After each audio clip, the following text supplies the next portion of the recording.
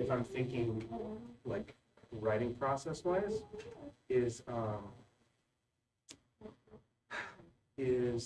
that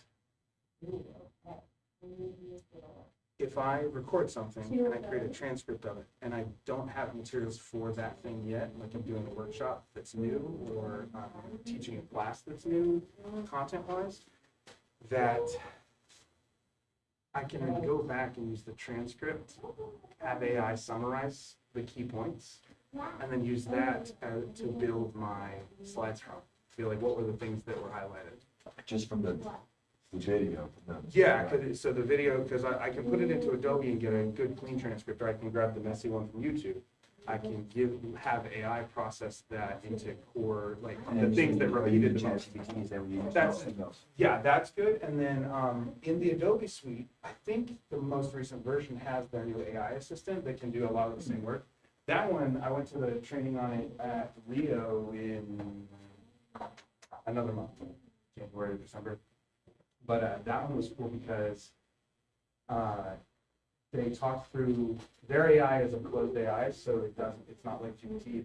It's not going to be training something and the data get out there. Right. But it can read their PDFs. It can read whatever research PDFs you have and ask questions or help you find things, or help you understand or like find other sources. It was a really interesting research tool. Yeah. And I know Miguel has even more, but I've got basic stuff. Wait, no, there's any more that.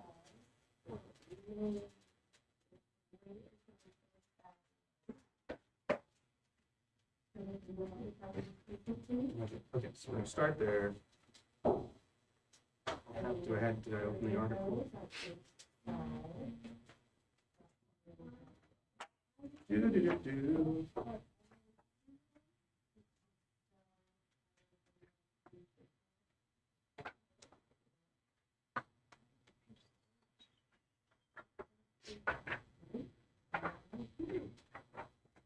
Creating nothing.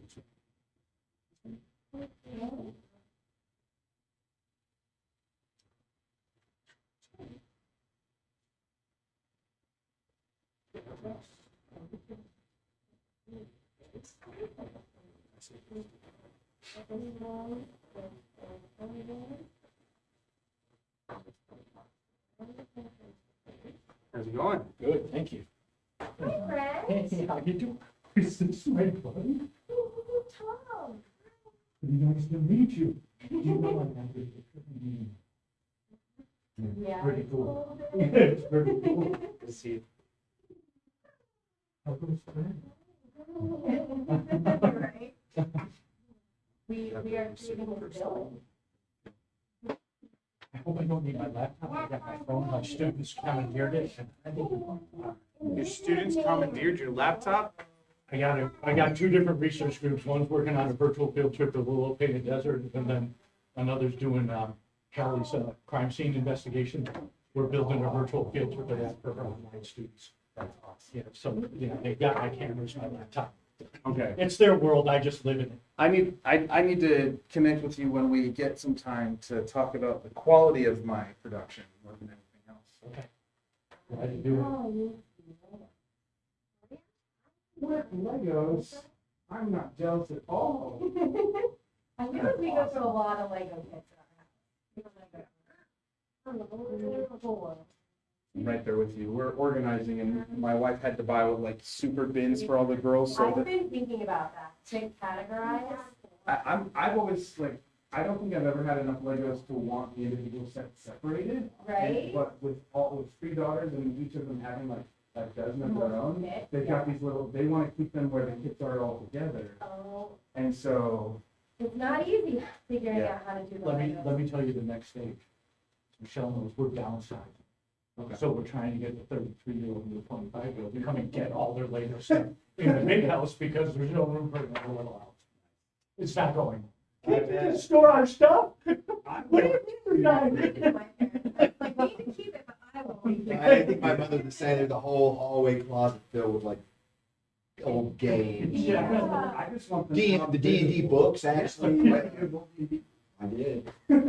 Records. Yeah. Yeah, I can't, my son was Like the 4 years albums, of Sports Illustrated. Right.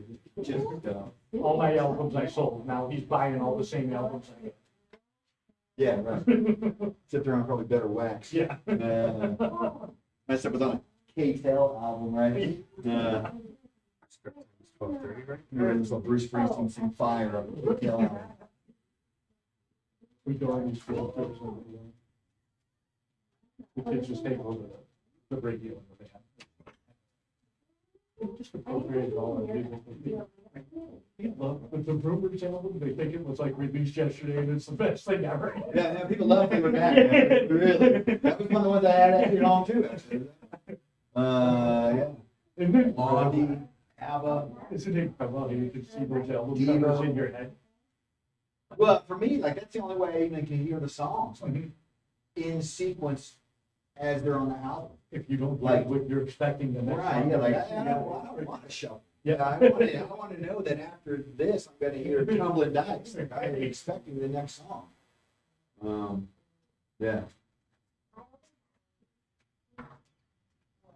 And all those, B-sides that you'll hear. I like those. Oh, yeah. When did you say your workshop for that thing was?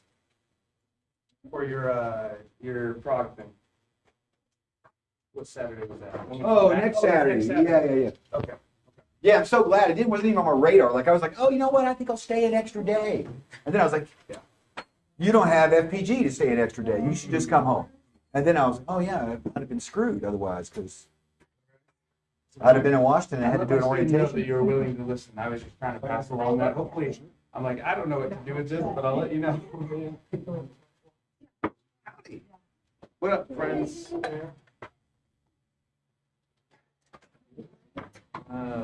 Mary Ellen's gonna be here today or not? Huh? Is Mary Ellen gonna be here or not? I thought she was. She didn't say she wasn't.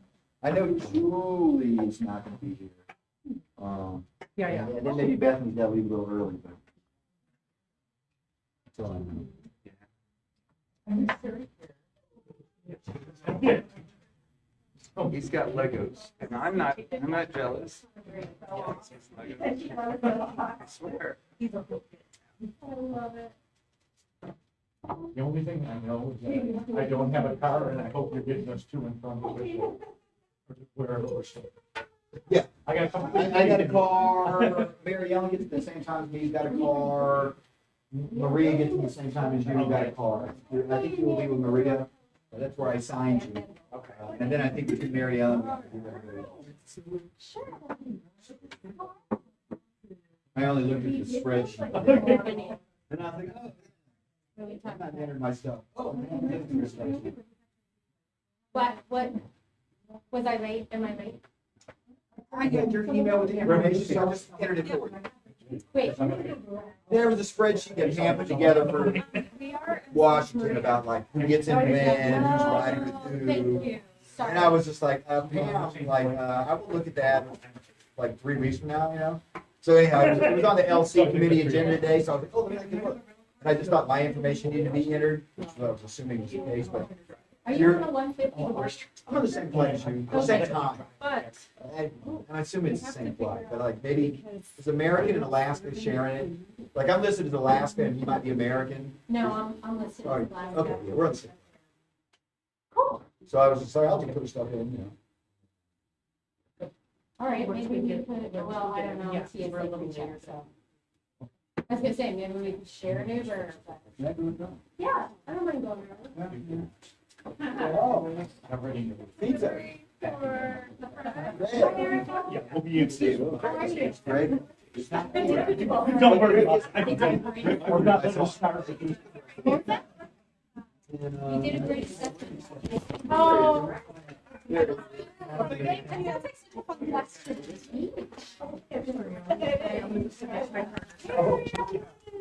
all right.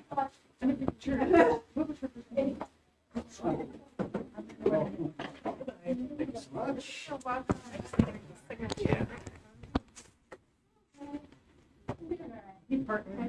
Hey.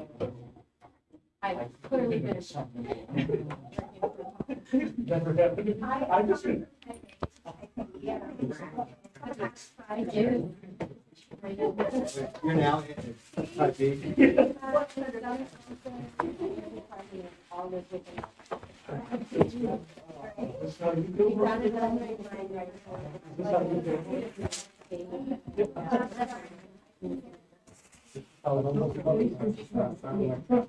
I know, except like, yeah.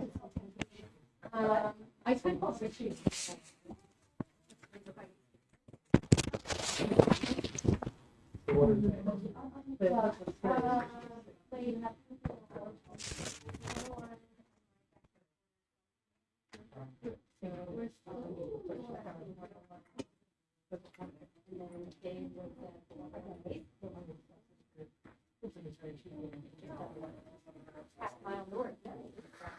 I was just saying, he just said, between you, me, Leslie, and Don, who qualifies. Exactly. Oh, yeah? Who are you? I mean, I was. Okay. There are probably enough people in now too who could have that one. I mean, I see Julie as Badger, but Monica. Behind the crowd. Oh, yeah, yeah. I see her often. Julie McCarty. Yeah. Like she's either coming in or out of the grocery store as I'm pulling in or something like that. I'm sure. Often. Oh, and you know who also lives about, like closer to Kiwanis? Mortuary signs, Christy Whitaker. You know, I used to also see over there, Greg used to live over there before he moved, and an Angel from astronomy. Like I was like, what? You know, everybody that bashing. Joe Bowles lived a block away from here. Joe Bowles. Yeah. Yeah. Yeah. Yeah. How about you? He wasn't around. What?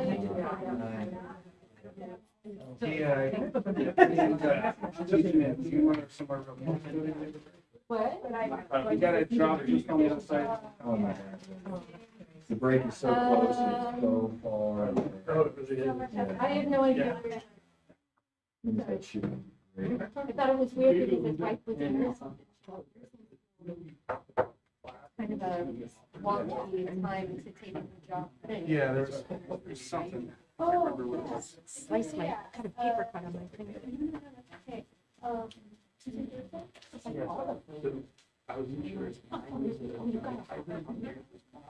Yeah, so that's the little one. So, yes. So, hi, everybody. If you're wondering what we have available, we have bagels left over from the committee meeting earlier and some general snacks. We also have lunchy pizza things with a variety. So the little one's the cauliflower crust if you have a gluten thing. Half of it's all meat, half of it's all veggie. So if for the workshops in the summer, we will probably want to get your what you want to do for lunch ahead of time a little bit more so that I make sure I get exactly what you want. So, but these are all here for you. So dig in, and then we'll get started in a moment. The first thing, we'll just thank you all for continuing to be here. The first thing on our agenda is we're going to roll back over the compatibility survey. We're going to look at the article and talk about some key topics of integration, review some HIPs, high impact practices, and have some work time. Like that's the big picture as we continue to support you as best we can. And draw on the experience of those who are already in the room.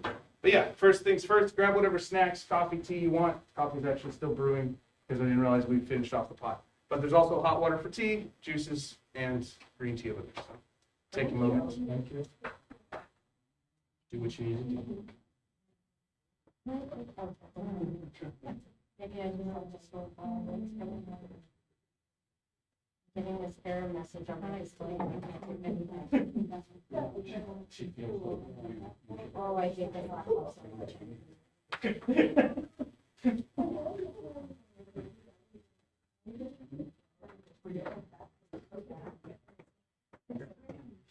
Yeah.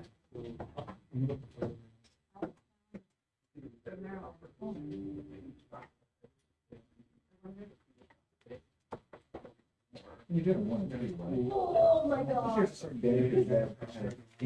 That's so cool. You gotta only really serve them all. Or if they're here, like. Yeah, I kind of feel like it's good. That's more. Unfortunately, but I keep. Are you a fan of that?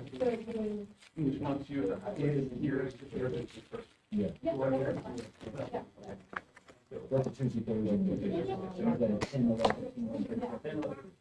And you're doing that for Shane? No. I know. Because again, I did ask. I was like, oh, I had a meeting with him. Let me. Yeah, go ahead. Yeah, just CC me on it. Just say, Brad, this day just mentioned me. I don't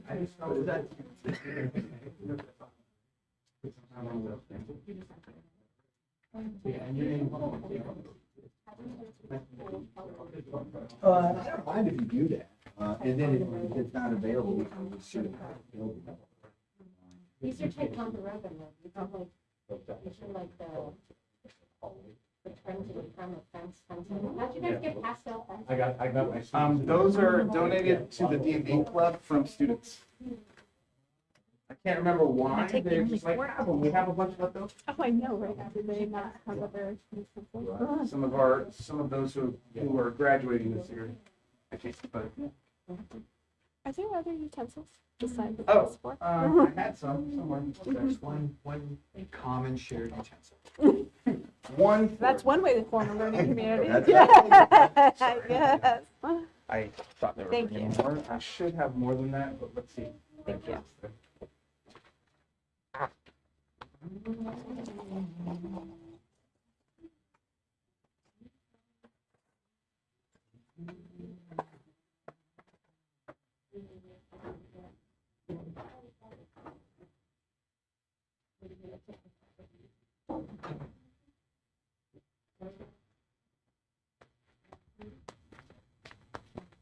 So, cheese or pepperoni?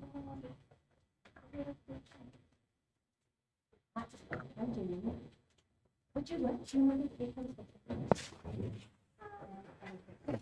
Is that strawberry? It is. Oh. Probably.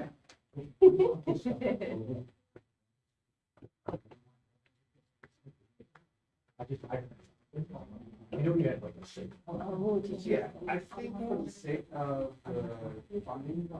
Okay, yeah. So that's one you're doing. Okay, so if you just want to. Yeah. Picture PDF or scan or whatever, yeah.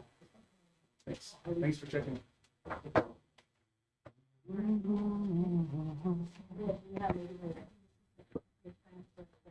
Congrats, like 4 chips away. Forever. That was a full that they have in there.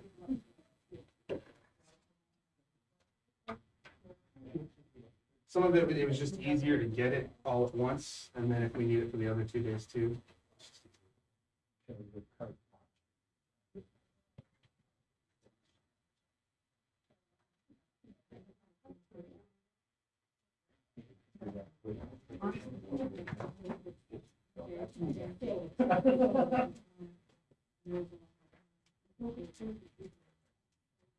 Good way to do it. That is what I was considering. I was like, I couldn't. It wasn't meant for you, couldn't separate it. I'm like, Oh, okay. It basically makes it a Calzone Supreme, right?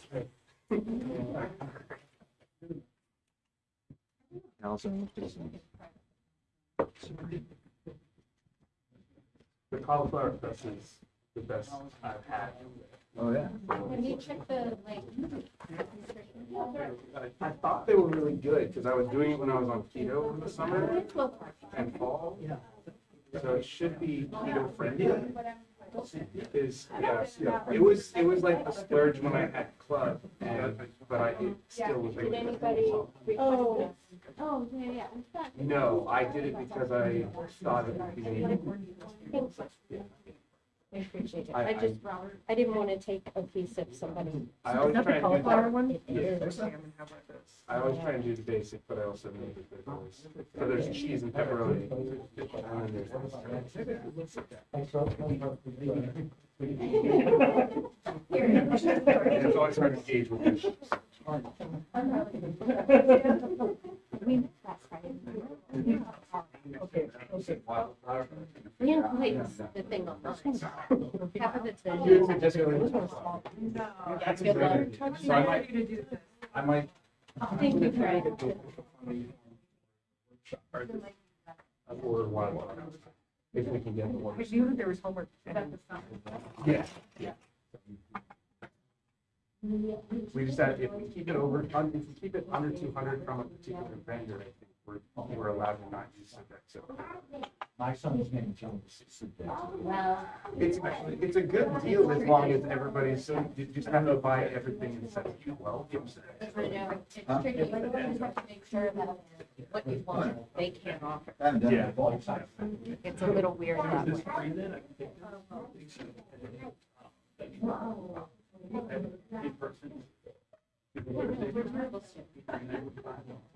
You did. Yeah.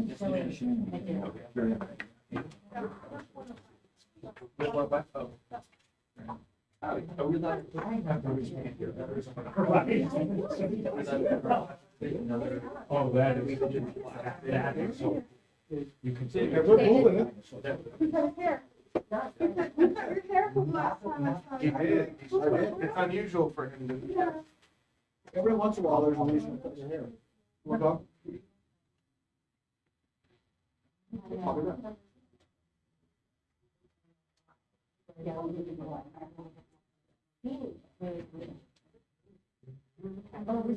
That's true, that's true. A book, for the sake of the funding, having your compatibility survey as a deliverable, yes. So, I thought there was a submit for the, like, as an assignment in Canvas. Oh, yeah, there's a link to, That's okay. Oh, and Is that not it?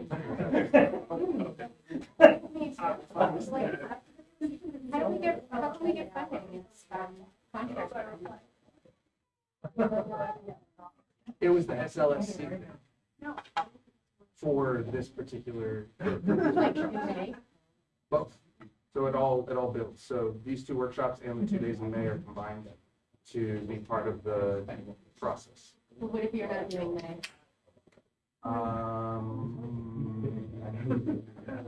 It's like you say. I'll find out. It's all. I know we talked about it like 2 months ago. Oh, right. But I did like 16 hours of CoyoteCon workshops this week on top of normal stuff, and my brain is kind of mud.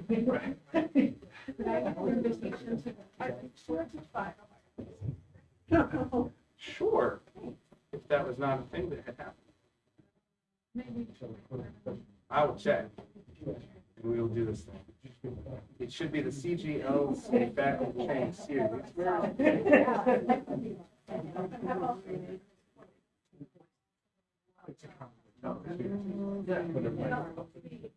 got the British.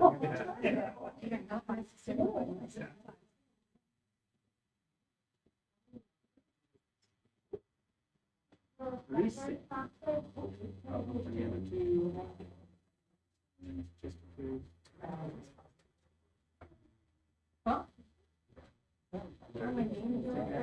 Yeah, it looks like it was sent, but I just resent it, so you should get a follow-up email. It's possible it popped up as one of those things at the top of your Canvas, as a notification.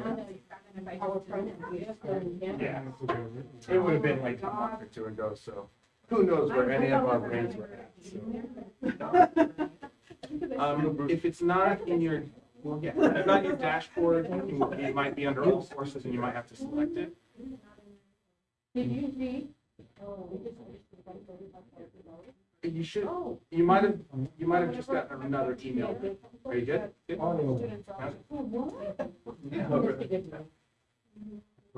It was fun.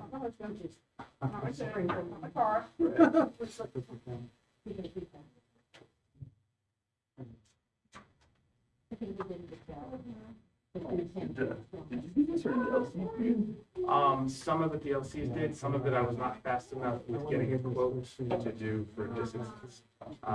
But the next one will be, so all official. It was part of my learning process. Cauliflower, half veggie, half meat. Yeah. Mental note, get more of those things.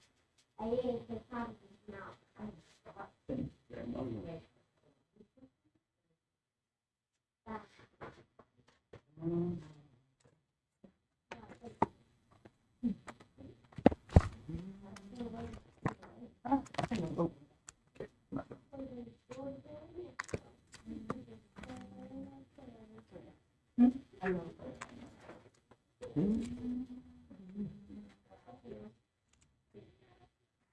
So I think I don't know if I said it to the whole room, but the compatibility survey is one of the key deliverables as far as making good on SLSC funding. So make sure when you do get those first 12 questions in, that you get that uploaded to Canvas. I think it says you have till May 30th. We're just trying to engage it now since they've got the important questions.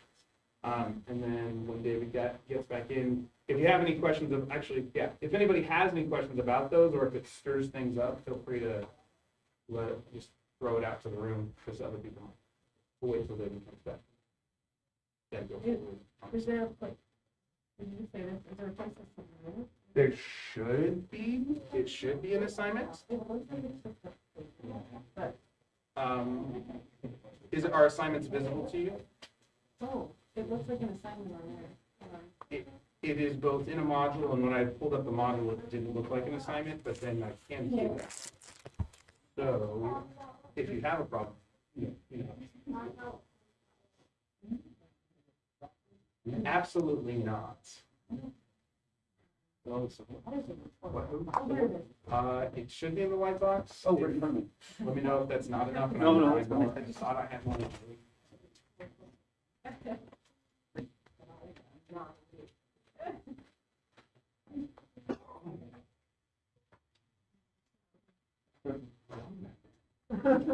Caesar. Caesar salad. Yes. Well, thanks for getting this. Part of my learning process to On figure their out. type. You don't, to you figure out didn't how pay to this fill out out. official funding. It could be a simple. You didn't have to pay out of pocket for this, did you? Do what? You didn't pay out of pocket for this, did Only you? as much as I failed to get funding in for the rest of it. So, some of the things I got funding for because I was on time with it, and then others I didn't get approved fast enough, which is.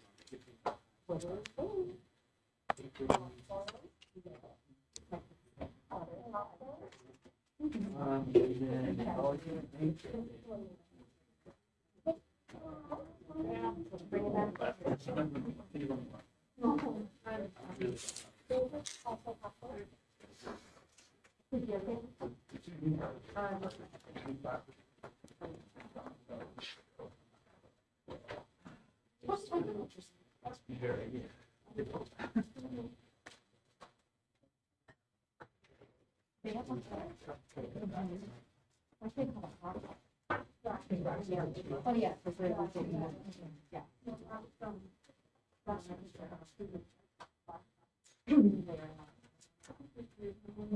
No. Yeah. We had our first scholarship sessions.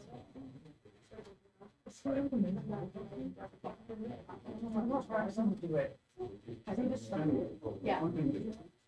No, boys. I didn't just out. It's been a sig and I'm so happy. And at the survey. He likes it too, but. I'm learning that. Oh my God. Yeah. Joe is one of three and two on his team.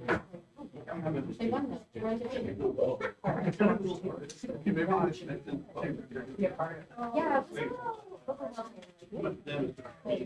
No, we were.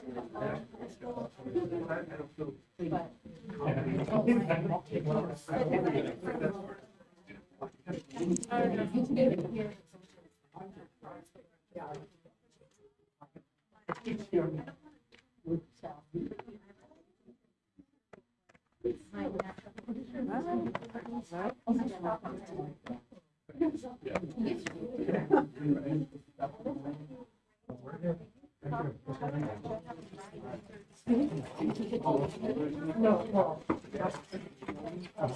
I didn't show you. Pretty big. That's easy. It's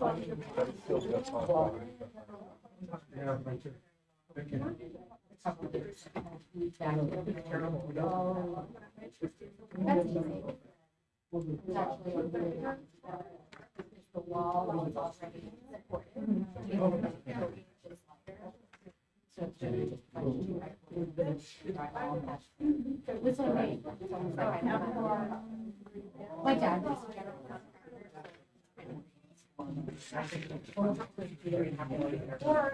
I don't.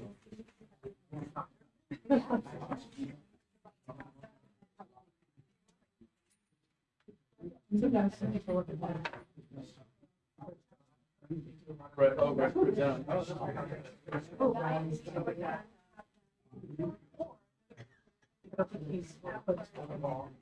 But he does very good. Yeah. Yeah, really don't worry about it.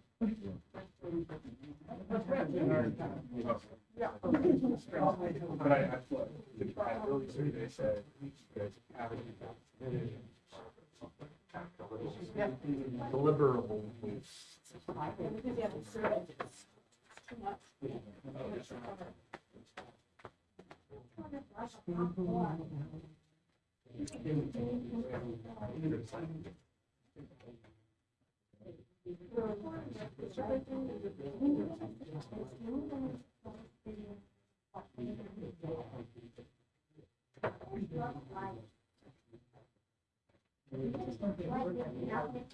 All right, we'll go ahead and pull together for a little bit here. Right? No joke, I feel the same way. So were there any things about the compatibility survey that were surprising or made for an interesting conversation, if nothing else, or meaningful conversation with your teaching partner?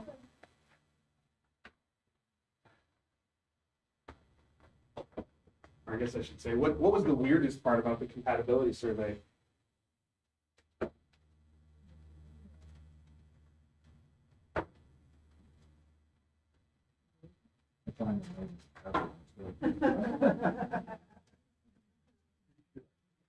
Fair, fair.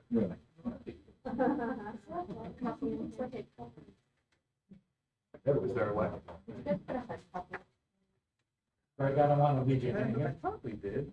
Greg, But I can print one out for you too. What? I don't want to leave you hanging. So Yeah. the most interesting thing is we're really compatible. That's cool. Yeah. What was even being really compatible? Which question made you realize you had the most alignment, or which one was the most deviated? Like a sorry. I mean, we almost are perfectly aligned on the first 12, and we spent a year together with product training, so we've gotten to know each other. The only question that I did not think of that gave me pause was, what do you expect your partner to do when you're teaching? What do you expect your partner to do? Yeah, and I really never thought about that. Sit in the corner, help me teach. So, we're gonna have a little more detailed discussion about that, but kind of like our grading, everything kind of fit in. Yeah. Yeah, there was one question, I think the cell phone question. I just got to the point by that point where I'm like, I know that if Michelle went off on a tangent, she'd have a reason, so that she wouldn't do something. So that's what I got. Michelle is my mom. Right? You've heard my tale? Miranda. I know this feeling. Most of my thoughts. That's that's a meaningful question. For the rest of you, especially those who have taught in LCs before, what did your teaching partner do, or how did you answer that question? So we had a really good conversation about that, and I talked with Heather Ford, and Never heard of it. you know her, so she was always really ready to jump in, and I thought that was a huge asset for learning community, because it really added to the dynamics of the class, and it felt like a community. So she was particularly interested in the content of psychology. She has a passion for positive psychology, and so she always wanted to share information that she had, ask questions, facilitate the dialogue. And when I was talking to Kate, I was saying that I really, really enjoyed that part, because it helps to model some of the dialogue, how you use the language, how you elaborate answers, and it almost feels like co-teaching, So I think that that's a big asset of the learning community, and I wouldn't want that person to be like checked out or passive. So as much as we can, if we can collaborate and have dialogue, I really do that. I'll build on that, and it was the same thing I was thinking of, is just my experience is like, which is limited in terms of team teaching, but kind of being the best, when you're not on stage, if you will, being the best student in class. So you're really being attentive, you're taking notes, you're asking questions, right, and follow-up questions, or can you give me an example, or, try to really be engaged in a way to, like you said, model for the student, what it looks like to be a student, what it looks like to, when you're sitting in a class versus like, oh, we're all on our phone, not paying, like, what does that look like? So I think that's it, and there's certainly nothing, maybe there's something worse, but there's certainly, it's not great when your faculty member is checked out, because I can remember doing that one time where, I was up there and talking about writing for a history class, and the history professor was at the teacher's work desk space, and she was really preparing her PowerPoint for the very next class, right? And so when I asked her a question, one, she had no idea like what I'd asked, I had to repeat it, but there was even once or twice over the course of the semester where, because she was working, like putting a link into his power slide from a little short video, where all of a sudden like the video came on, or the sound came on, and just like an example of like, that's exactly what not to do in a class, right, is to be that kind of, doing something else and checked out. But I think, I've seen it with the reading, like using Mary Zimmerer from reading as an example. I've seen examples where the psych, instructor was teaching, and then Mary would be at the whiteboard kind of taking notes because she was giving students a sense of what it would look like to take notes, once again, modeling. And I thought that was another good example of like, you're not just like, well, I'll check out and in 75 minutes I'll have my turn, but that's certainly what you'd like to see, I think, at least on. And it can be fun to, like, I've done the taking notes part. It can be fun to take notes not on the actual other person's content, but take notes on what you want to respond to. So that, and sometimes that can be a way to, you can do both. So I'll be putting up on the board, like, to myself so that I can have the conversation later, and like Pam or Casey will toss it to me because they'll see that I have some things when they get done with their kind of normal spiel. And sometimes it's planned, and so I take notes so the students know I'm engaging and like they see me active. But I'll do that up on the whiteboard or in the corner or something. So that's a good strategy. Let's see in the room who's talking. John. Yeah. It was, the original question was, what was weird, interesting, or surprising about kind of compatibility survey? Yeah. Or follow up to the discussion on how do you and your partner do things in the classroom. So as far as my partner and I do things in the classroom, everything, he's teaching, everything leads into some type of student interaction or engagement as we're doing something in class. So a lot of times as he's lecturing or if I'm lecturing, we're both sitting down at the table with the students. And then like kind of that way we can ask the follow-up questions. So being engaged at the table level versus at the podium level is really helpful. I think the thing that, I've taught some learning communities that where I didn't know the person ahead of time. I was an adjunct and I was just kind of put together. And then they changed the professor 3 times. Yeah. So anyway, it was really interesting because I think it is a testament to working with somebody that you're kind of feel like you have a good connection with, right? Because I did it with Chris, and everything just kind of, we're really good friends, and everything. Not that you have to be great friends with your partner, but everything just gelled, right? And I think one of the key things that is important, really important, that isn't on here necessarily, is flexibility. Being willing to adjust for the LC, being willing to adjust for the students, seeing what's not working, let's fix this, right? So I think that's a huge, because I know maybe some teachers might come in with like, we're doing this and that's it. And you know what I'm saying? Like, it's not enough flexibility to like you would, at times, something wasn't working, so we change it up in the middle of the class. Yeah. Right. Like sometimes you can come into a class and be like, I have this very specific curriculum. It has to be taught across 16 weeks this exact way. Here are my slides. Figure out your way into it. There's not a lot of reciprocity or flexibility. I'm not saying that's been my situation, but I do think some instructors maybe feel that way, right? Like just coming into it, like I'm going to do this and this and this, right? And I think the flexibility is just really, really hugely important for the students and for us. Yeah, I think one, because the students, like you said, like, I'm thinking a little ahead with the article, but integration is not easy, it's hard work. And so you kind of take it for granted that maybe students would move to it a little more quickly. Sometimes you got to go back, sometimes you have to spend more little time doing something than what you had planned. And then there's the kind of things that happen where you just like, the technology's working and you spend 30 minutes trying to get something booted up where you get off track. And so you certainly need that kind of flexibility, right? And then I've found quite often, because I was always, I was both instructors. So like when things don't go well, you don't have someone that can kind of bail you out. But I always just tried to get in the habit of having like a backup plan.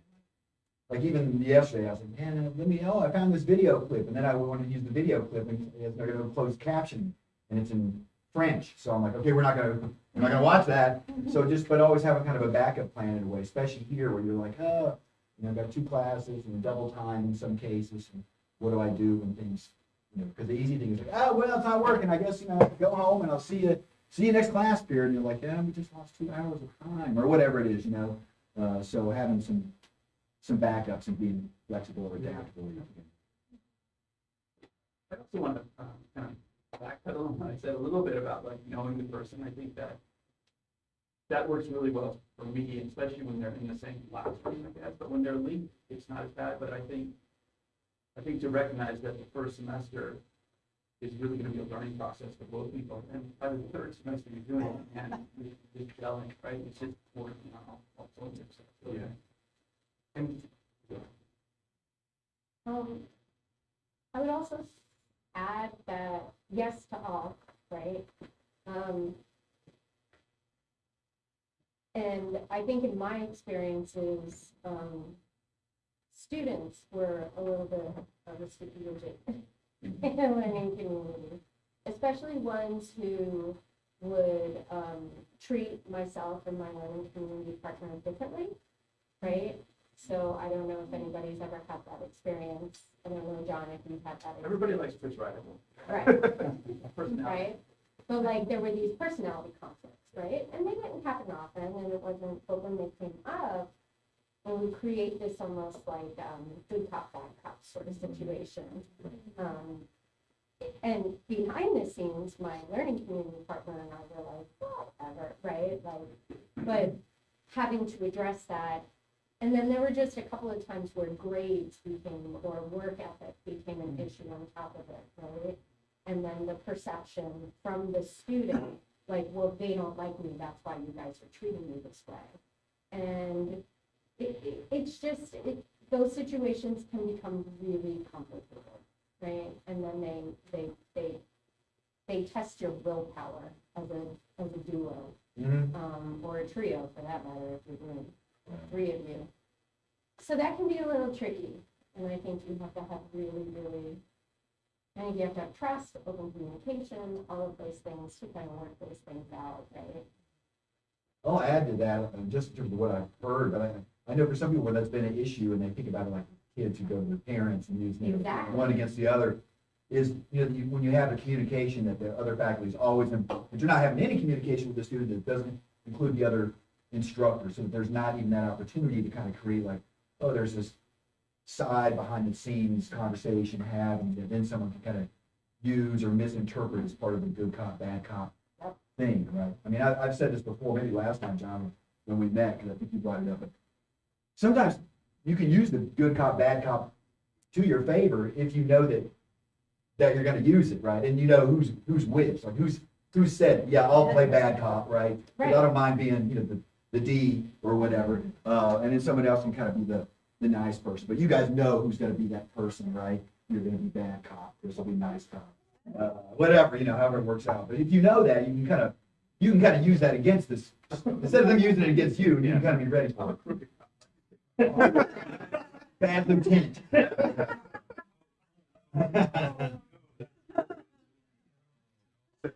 I've got 2 versions of this that have like one's a silly thing. Like Pam and I know. Pam and I definitely have a, like, sometimes to the students it feels like good cop, bad cop, because Pam, like, I am very, like, flexible. I'm overly easygoing sometimes. And Pam is very kind of, she is good at making sure that we have things and deadlines are met and everything's in order. And I'm like, it'll get done. And that's been really, honestly, that's been some of the best thing is working with Pam and going, like, she cares about this. I should care about this more. But sometimes with the students, like, I know how much she cares about them. And so sometimes I will I'll playfully say, like, yes, she comes off like a drill sergeant, and she knows I say this, so I wouldn't do it just without her knowing and without teaching for 3 years. But I'm like, sometimes she comes across like that, but you guys, like, if you go to her office hours one-on-one, you'll see how much she cares about you. She'll sit for an hour with you and figure this out. And so sometimes doing that, like, contextualizing of the other person, especially if they think you're the easygoing one, I'm like, we set these policies together. And here's the logic for why they do that and that kind of thing. So sometimes there's that. And, you know, I've got 3 daughters. I know the strategies kids use too. So, you know, we're dealing with adults who still use some of those strategies. That's the fun one. There is, in all seriousness, part of my training in feminist rhetorics helped me better handle when I was teaching with Margie, because there were some moments in class where she had the intro to business studies, and some of the male students were definitely not respecting her role and kind of treating her like a mother they were wanting to contradict. And that being in the classroom, like, I'd be aware that that dynamic was trying to be set up, and pull some of the guys aside and say, you realize when you're saying this, that it sounds like this. And you're like, talk through the rhetoric of how they were presenting themselves, and get them to, they were being really aggressive in some of the class conversations, like they were being attacked or challenging what she was saying. I'm like, she's working from the content of the book.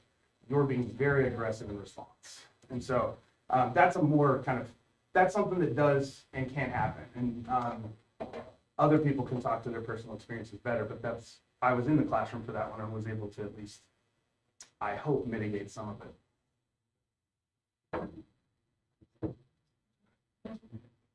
What else anything else about the compatibility survey that's worth highlighting that was like, ooh, that's exciting that we have that in common?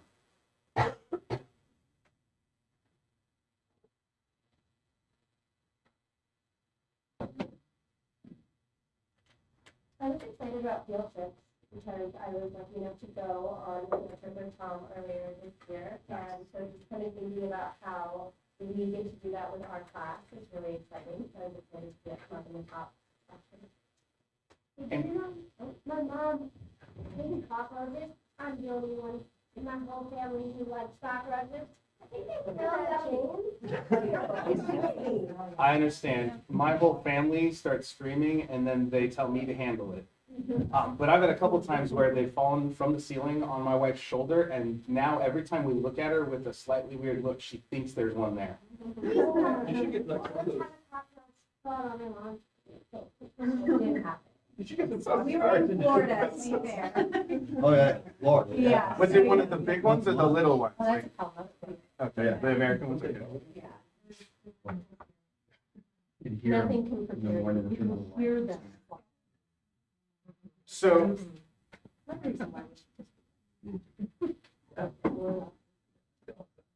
anything else that was exciting about going through the compatibility survey, especially if you have a new partner?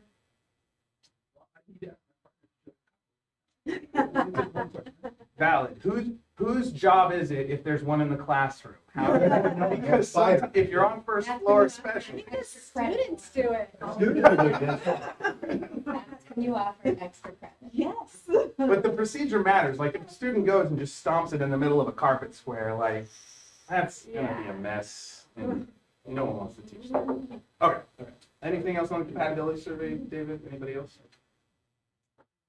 What I might say, because this is, something that we borrowed, literally pre-existed my being here from De Anza Community College. And then, I don't know, a decade or so ago, we updated it because of things that say like Canvas and technologies, et cetera, were changing. But what I will say, because Greg and I didn't do a lot of tweaking to this one, but it's been a while since an update. So maybe as you complete it,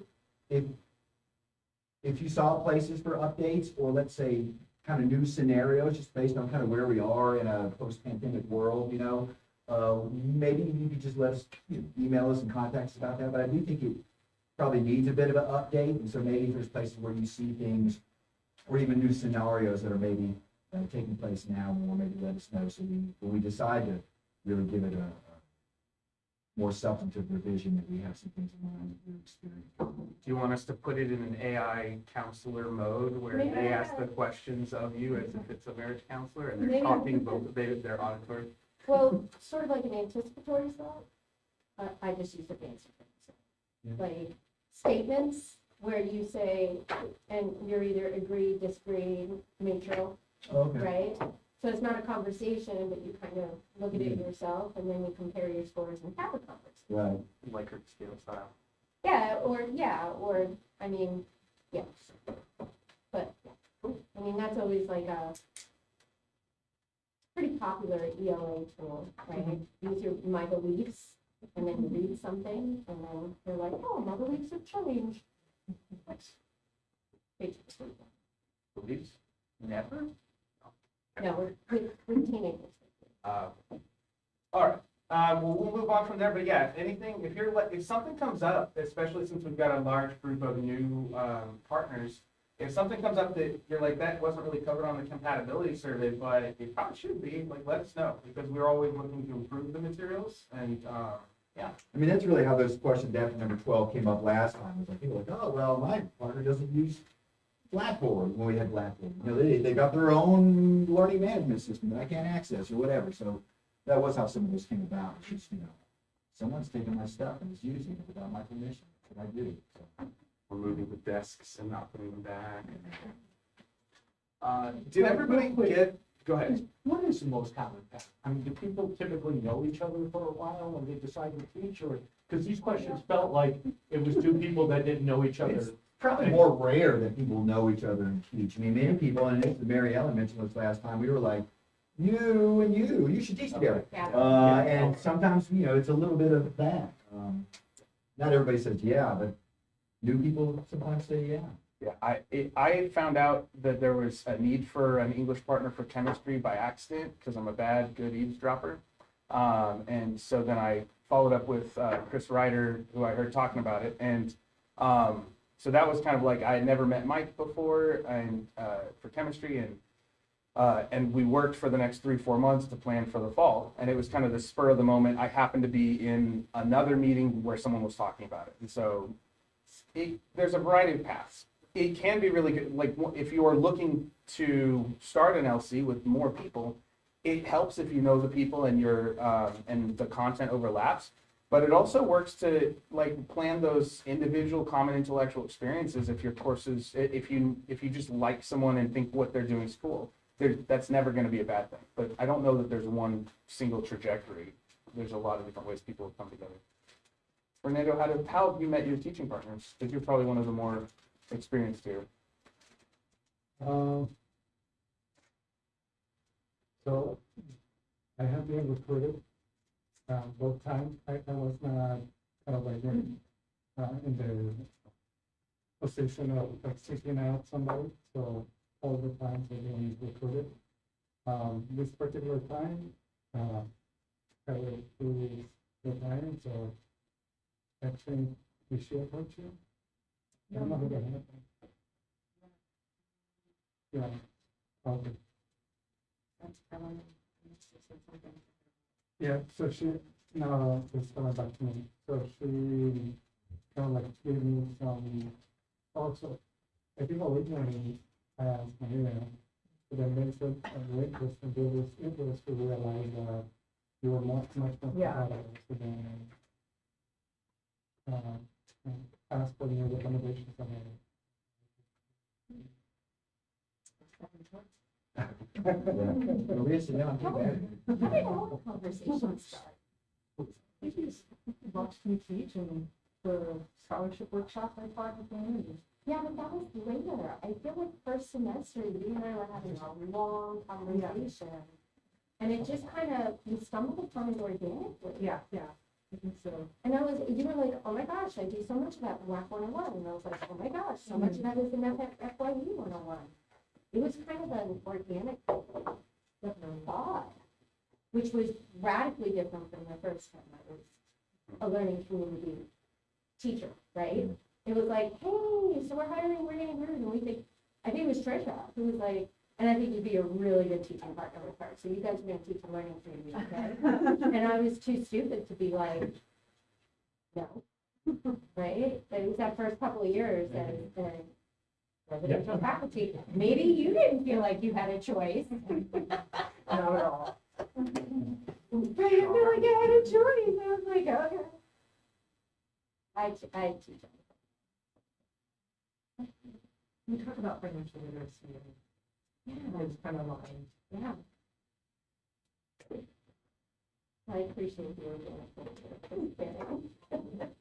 Thanks everybody for sharing. And Kate, if it's any encouragement, I was second choice, but the first one was I'm told was kind of crazy. I don't know who the other teacher was. Crazier. Crazier than me. That's a valid distinction with me.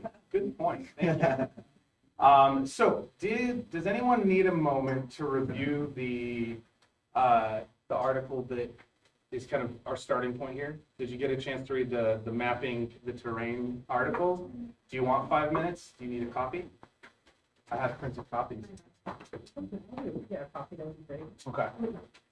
Is it on the? It's also in In the Canvas. Canvas, also in the folder, yeah. I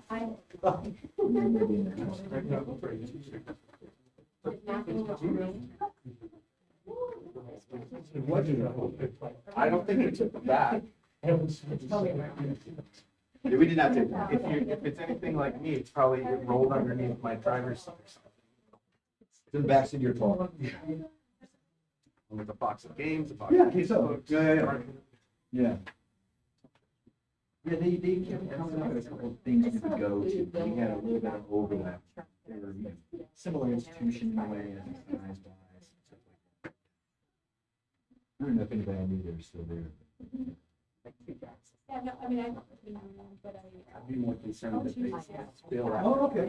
That's like a bomb. Yeah, it's super close. It's like, ooh, what's that egg? Like, somebody had an extra egg, and she's got it sitting in front of, like, in her little cup. Yeah. 6 months later, and she's like, it sweats from time to Have you time. met our chair for the history department? I'm a doctor. Probably, the moisture's probably coming out, it's probably, that makes sense, that's right. Mixed, yeah, it doesn't. as long as it doesn't simple to me, so website, we don't have that.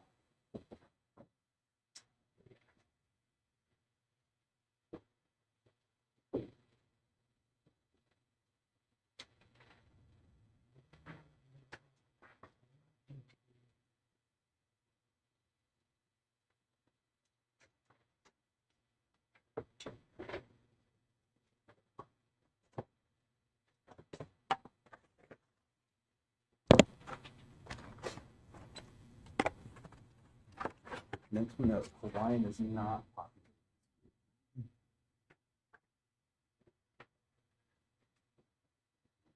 I don't like it either, but it's always an ask when regular people. It's a compliment.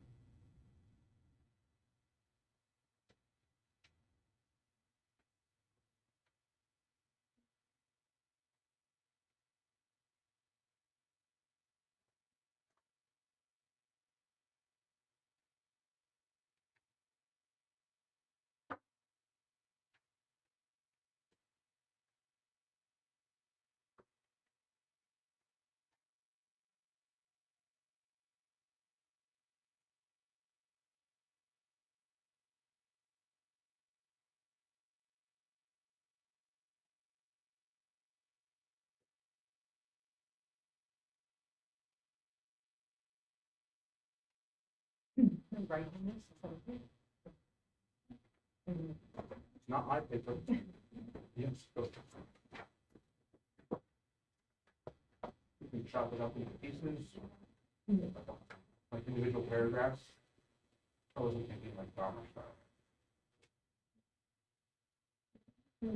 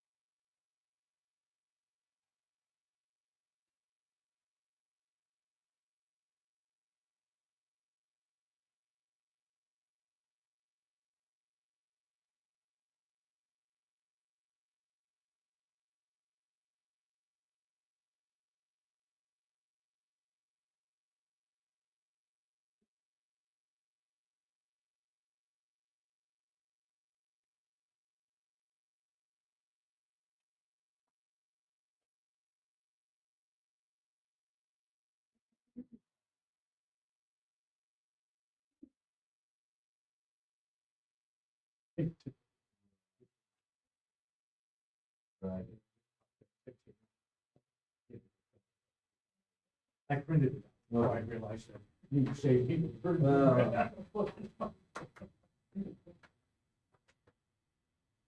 One or two more minutes?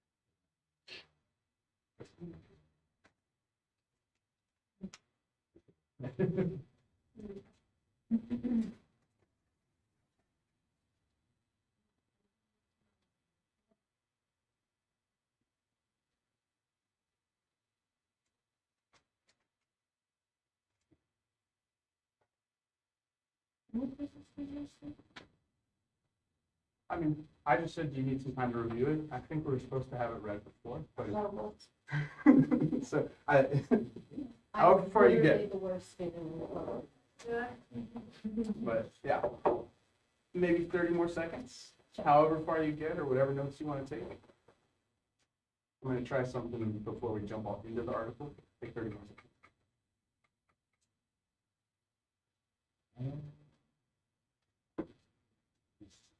Did anybody forget that Easter is tomorrow? I almost did, but I think it's Sunday.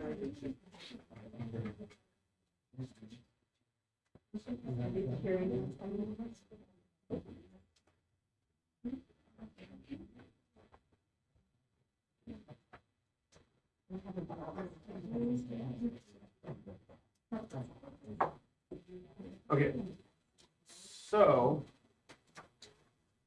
I'd like to try an activity. Hopefully it'll go fast, just a couple minutes. But it does require you to have something to write or type with, or on, so find a place where you can write some things down. So I'm gonna give you about 45 seconds. And I just want you to write every word associated with colors that you know. So this is something I do with English 101 just to think about language. So what color words do you know? Write as many as you can think of in 45 seconds.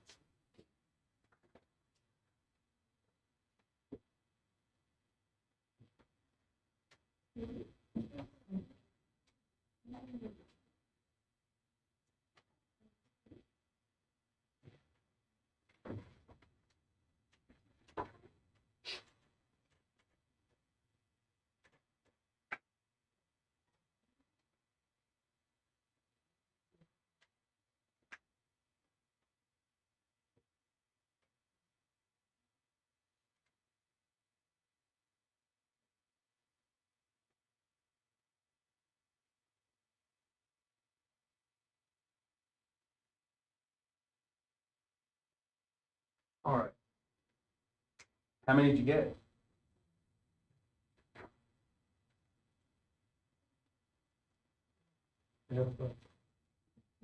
And then compare your list with someone near you or at your tables.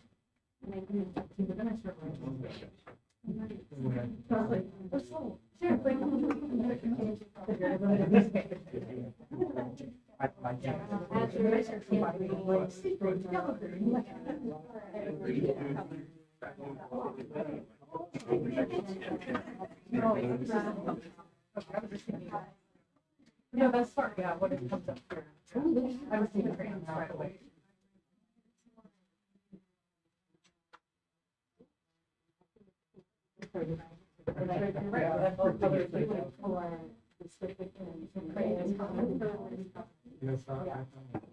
What strategies did you notice the other person using that you shared with? Fernando used words that describe colors as opposed to colors. Other than purple, he started with purple. And then maybe that was the thought that got you to like purple is intense. So what was your list? So purple, intense, what else? Saturation filters, glare, surface, Oh, nice. perspective, combination style, radiation depth, and shape. Okay, I like that. Good. What other patterns did your partner use that you notice? Colors in English and colors. Any- I'm running out of words. Did anybody else use color words from other languages? I think so. What'd you have? I don't know. Coffee. Coffee? Well, coffee, terracotta, azure. I don't think hibiscus and magenta are, they're words borrowed from other languages, right? It's not like pink colors.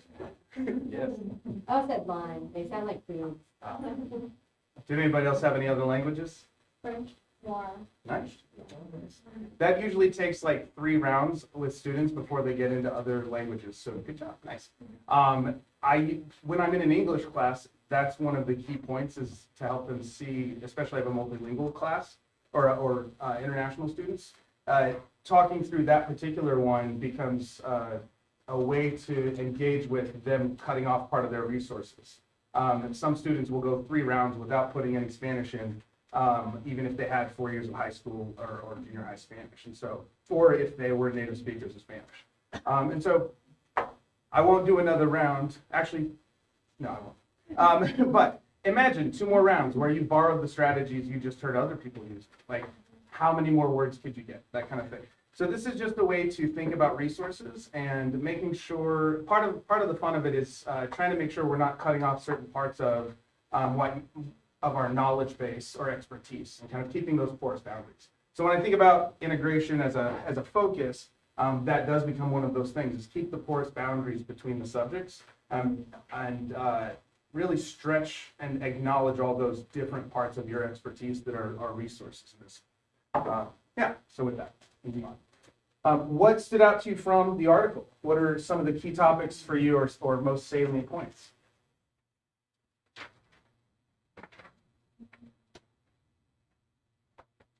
I couldn't help but think this was written in 2004. I have multiple notes on what would the author think of it. You know, just in terms of the goal of integrated learning, personal liberation and social empowerment. I mean, that's just under attack. The idea that that's what we would help a student develop. Just what is fine. And just the changes in technology. Yeah. I was thinking about early in the article, very early on page 2. Students are now advised that the knowledge they gain in their majors will not be useful for long unless coupled with skills and dispositions that enhance their ability to find and take advantage of new opportunities as they arise. Look at this. We basically just give us credit for the compatibility survey. Anyway. So what did you think about it? Here. No, Mary Ellen and I talked about this, like, well, especially writing across the curriculum, it's like teaching students, I think people like to think, oh, it's developmental students. No, it's teaching students that writing skills and literacy skills and how they're going to use across the board in other classes. So, and, you know, when I read that, I was thinking like, okay, great, if they just go to a history class or a psychology course or a math course, and they're just trying to just memorize information, but they're not understanding how it might apply in real life situations or other classes, then one, they're not going to retain it in depth, but also how is that going to be helpful for them later on if they're not understanding there's like skills there that might be useful in a job or just a real life situation. So for example, you know, I have interviews in my 102 class where they interview each other for audience and perspective, and we talk about the difference between qualitative and quantitative research.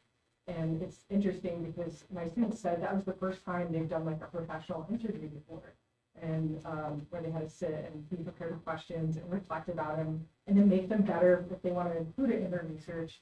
And so we did that because I wanted them to understand that like their knowledge is important, their ideas are important, but other people's perspectives are important. But what I'm getting at is that I tell them, like, that's a skill you guys need to be used to doing. You're going to be interviewed. You need to learn how to listen when other people speak. And I guess you would say reciprocate communication, and we talk about rhetoric in that way.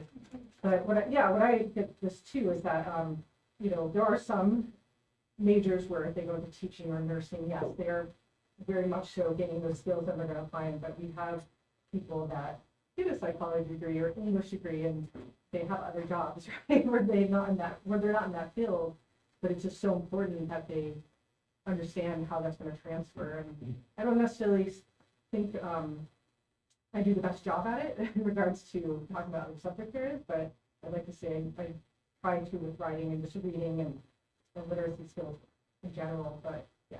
Well, I'm so glad I let you speak first, because I'm going to pick up where you left left off and say my thought was more about like a meta commentary on the college, right? I wrote, how do we engage in this more with students, especially in our retention era? Because I feel like they come to Chandler Gilbert, the advisors need to get them on the pathway, and it's almost like the hoop jumping or the completing starts there. And I know completing is important, but I think what keeps students here is their why. Why am I here? Do I belong? Do I have a purpose here?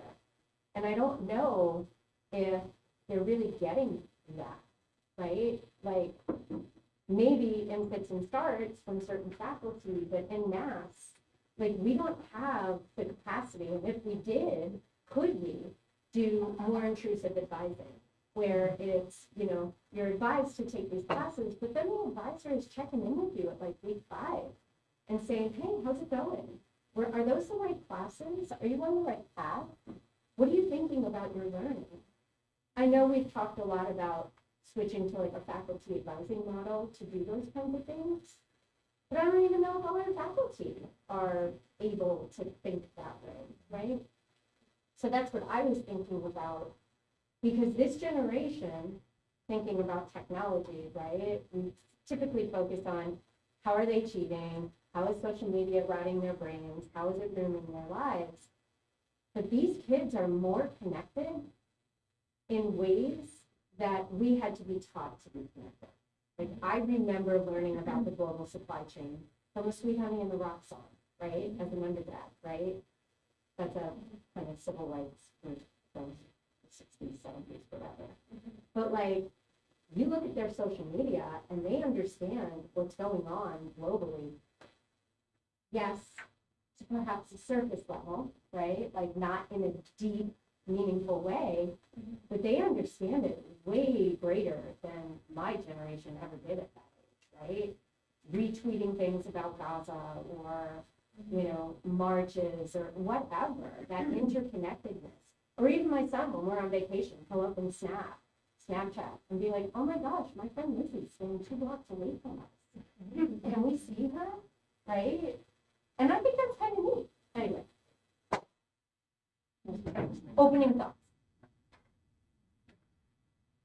I'm gonna build on where maybe Tom started, and this is just that, I mean, and I was reading this, I read this time last year, and this is my second time reading it.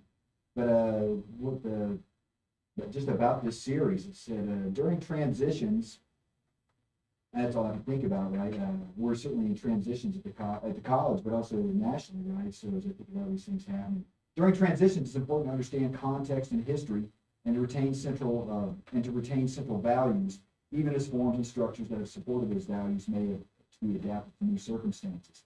But I kind of felt like I was just really speaking to CGC right now, right in a way, you know, like BPAA walking away, interim BPSA, don't know where she's going to be in 2 months.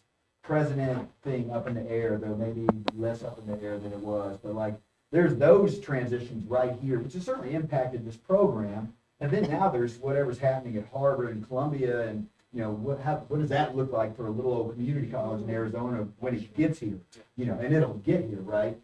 Just you know, they went for the big ones first, but so that makes me think about that and the little tiny maybe success that we're having right now with a pretty nice core of kind of new faculty to kind of drag the program into the new,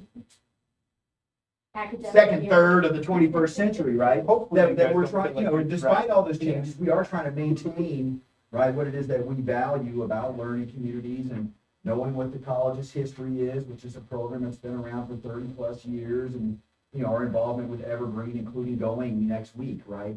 So that just kind of being reminded of those things to try to hold the course or hold the path in a particular way. But that was really what stood out reading that thing, you know, in the new context of where we are this morning. It was like, oh yeah, this is certainly resonates in a different way than it did last year. If I could, our last meeting, we had CJ come in and talk to us, and it was about scrubbing of the website to comply with all the executive orders. And you know, we were invited to ask questions, so it's our counselor, forget her first name. No, who's in college? Tamika? Tamika. So Tamika asks him point blank, you're making all these changes, you're gonna scrub diversity, equity, inclusion. How do you expect me as a black woman at this university to come into work every day with a smile? When you're taking away everything that I believe in? And then I asked the question, can you put into perspective for us, how are we tied federally? To which he said, you know, Maricopa, we're all linked. If one of us doesn't comply, we lose everything. And that's between 150 to 200 million a year in federal aid for our students. So it was just the saddest thing how these administrators are over a barrel. And I think what's gonna happen is they're gonna change the verbiage, but not so much our mission. It's gonna be a link. That's my gut feel.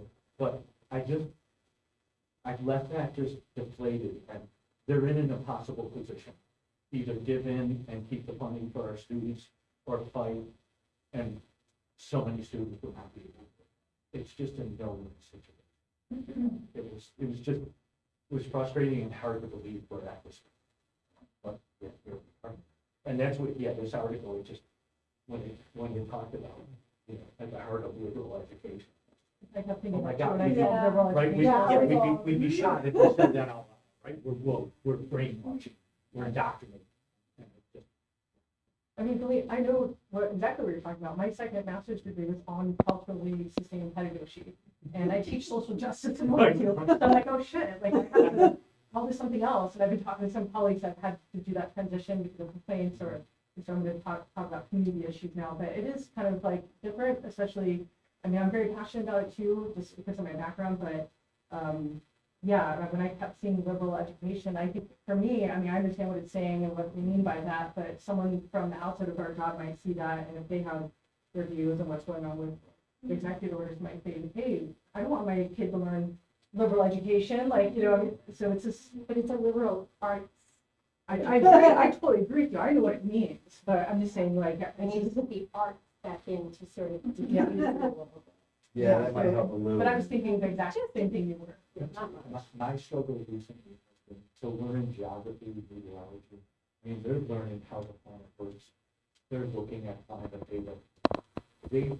At 20 years old, they see the changes in our summers, right? They know what's happening. And a couple of weeks ago, the first student, we had a lot of discussions, a lot of reflections. Shared, I'm so embarrassed of my parents' worldview and politics. And it started a domino with 4 other students saying, I feel the same way. I'm learning that this is real. I'm looking at data. And this is when I wish Michelle and I were already teaching, because the next question was, how do I sit down? Do I argue with them? Do I persuade? What tools do I use? And I'm like, oh my God, Michelle could so help you organize your thoughts on how to structure and put down on paper what you're thinking and communicate it. But if you're at social justice, I'm with climate change, you know, and there's no avoiding it. It's not like I want to get into politics.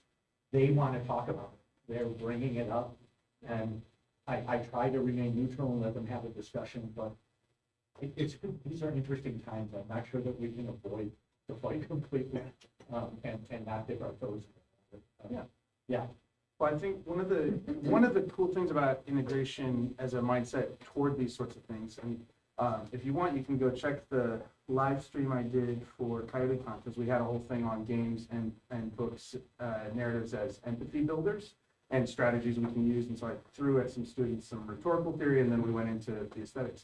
But when we're talking about these sorts of subjects and integration, part of it is trying to find the place where we recognize aligned goals, whether that aligned goal is to get the other person to agree that we're both trying to seek truth together, or we're both trying to build community and understanding, whatever that is, that we can actually find alignment. And it's hard to do it when we're talking like the national politics, but with individual people, and where we actually have some potential for engagement, how can we use a mindset that says, I can keep a little bit of a porous boundary to recognize we're trying to head in some sort of same direction, but there's you have very different ideas about what that looks like.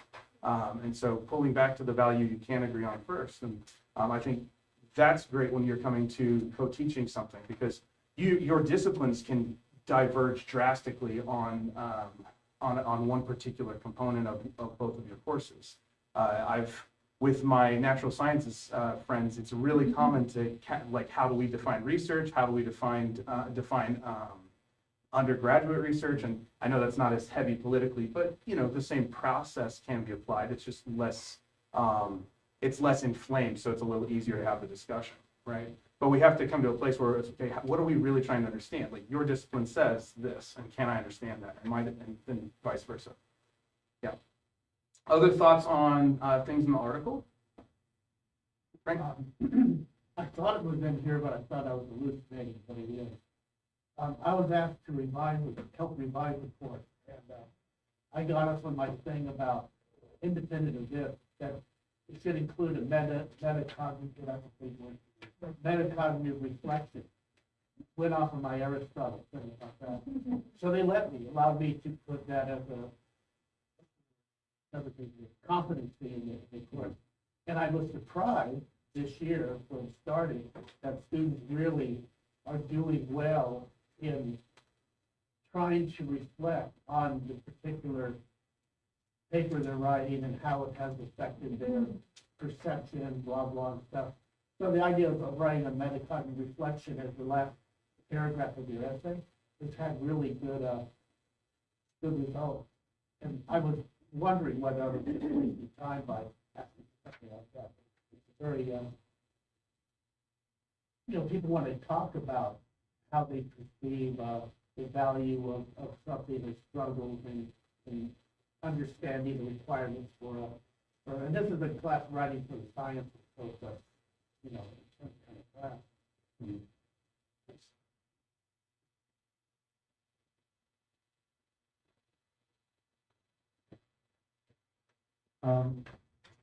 Piggybacking on the idea of metacognition, Kate and I are going to kind of integrate some principles of persuasion and understanding how persuasion works from the psychological perspective, but also how to bring those elements into the paper. But teaching students how persuasion works, what moves people, how to be systematic, the way we approach a dialogue, and also help them understand how to avoid certain landmines, because national politics is no longer about facts. People can just select the fact. It's confirmation bias. You get to select the world that you like to live in, your bubble, and then you live in that bubble, and then now all of a sudden, up is down and down is up, right? And it's your perspective versus my perspective. But some things still remain. Critical thinking still remains.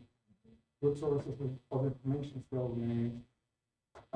Persuasion, different routes to accomplish. And also helping students. Those are the tools that I think integrated education can help bring about. Because if you only look at your discipline, if you only look at facts disjointed, you will not be able to see how it all fits together. But when you understand, this article is about philosophy. So when we talk about do we, those are philosophy. And those things are timeless.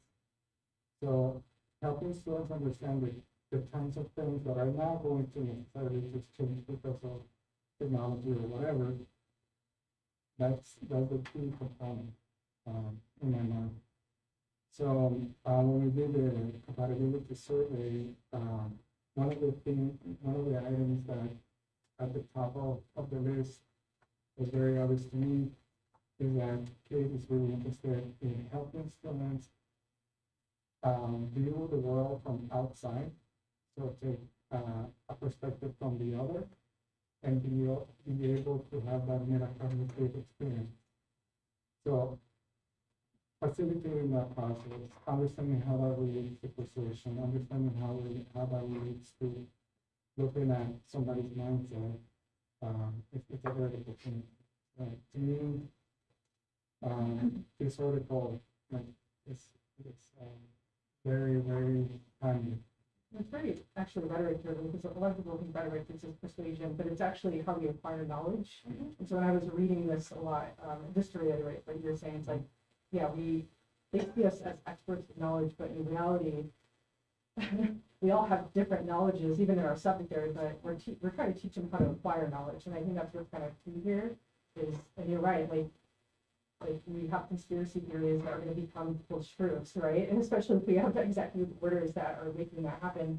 But what we can do is just teach them how to deconstruct ideas and create new ideas and to evaluate their knowledge and support it well, right? So that's, when you were saying that, I totally agree with you about that.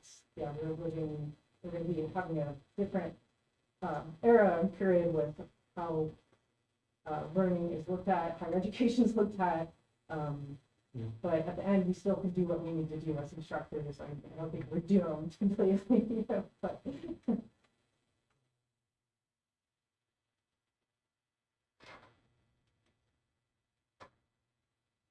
Anything else you drew out of the article that stood out as meaningful for you in this moment? I think to continue a lot of this conversation, when I was thinking about the integrated learning, we looked at emotional appeal. And I was thinking about how complicated that is, because in some ways that's emotional. When you connect to an emotional appeal, it feels real, it feels like it's very highly motivating. But then that's also, I feel like part of the conversation that we're having is the danger when that it's all emotion without the backup of facts, critical thinking. Why would it actually feel this way? Or my favorite question, who's making money off of you feeling this way? So I think when I was reading it in that, almost like you're 30,000 thing, of like, wanting emotional and having these connecting with these individual stories felt like a good idea then. But now I'm not so sure. And that's it. At the same time, being a community and having learning community feels even more dire, like more necessary to be able to combat this type of thing. The way you're describing it makes me think of Mary Louise Pratt's contact zones. And I always thought that was cool, except with contact zones, it's like you throw students in, it's going to be a social microcosm, you get them to listen to each other's beliefs. And if you don't train students for that kind of work, or you don't train us whatever group you're working with for that kind of work, it's literally smash them together and hope they figure it out. But if you do that, the same sorts of social power dynamics and uncomfortable rhetorics and manipulations can happen. And so like a healthier version of that is setting people up to engage in those sort of dialogues in a healthy way. And kind of acknowledging emotion is going to be there. But we're also, I think, part of that national conversation of like getting them, you mentioned, like it's not about truth or facts anymore, right? There's critical thinking, but we're in a place where a lot of dialogue is happening based on more of a trust-based, I can trust this person or I can't, and so I can't accept. So it's that whole, what's the saying? They don't care how much you know till they know how much you care situation. And so we've been in my classes, we've been leaning into like the Rogerian model, where you spend 60% of whatever you're doing making sure you're articulating the other person's perspective. And then even if you don't agree, you understand. And then you say why you still think this way might be better, or this thing might, you have a perspective that's worth listening to. But yeah. So, David, you had something. But there's just some things, having read the original statement so long ago, I always having wanted more to just kind of wrestle with. I was glad to see that there was a little more here, and not just the fact that it was 11 pages, but like, metacognition, as Frank mentioned, but reflection, faculty modeling, which we talked a little bit about earlier today, was in there, assessment. And so, habits of mind came up pretty early on. I was glad to see those kind of things. So, there was those elements of it. But there was one thing that's sitting there at the end that I thought was maybe interesting. What on page 5? They talked about curricular changes cannot be the only solution, and I was just thinking that's kind of what this is also kind of what this is a little bit in a way, right? And the fact that other tips were mentioned in the article. I mean, service learning came up, capstone courses came up, learning communities, and then portfolios. And I mentioned portfolios primarily because in our own program or our own division, portfolios or e-portfolios came up as one of the things we were thinking about maybe really trying to scale up because one, you're trying to find a high impact practice that online student can do. Okay, e-portfolio seems like an easier kind of, you're trying to find that default thing, but also with the idea of being able to stack hips, there's one that you can build in, but also knowing about, our struggle with assessment, e-portfolios would be great for that. We were talking about students that, get through 5 or 8 weeks of a course and then drop, like some kind of way to create credit recovery courses for them. And if they had prior student work available in a portfolio, that might make that an easier thing to do if we were to do it. So I just was like glad to see it there because it was hips on the big umbrella, but maybe a little more selfishly as usual, I was glad to see it there because of the recent work in our own division and program with you. And then you think, okay, yeah, this makes sense, even though this is a 20-year-old. But imagine if that were a CGCC standard. Yeah. Right? So in your mandatory first year experience class, you begin that portfolio. Exactly.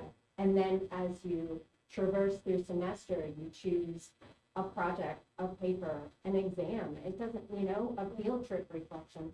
It doesn't matter what it is, but it becomes a portfolio of your experience. And then built into that are those reflection questions at the beginning point, the midpoint, and the end point of your journey as a student, right? What have you learned here? Yeah. Why does any of this matter? They talked about that too, as they were talking about the increase in just swirling students. And that even in 1994, like 56% of the college graduates had been at 3 different colleges.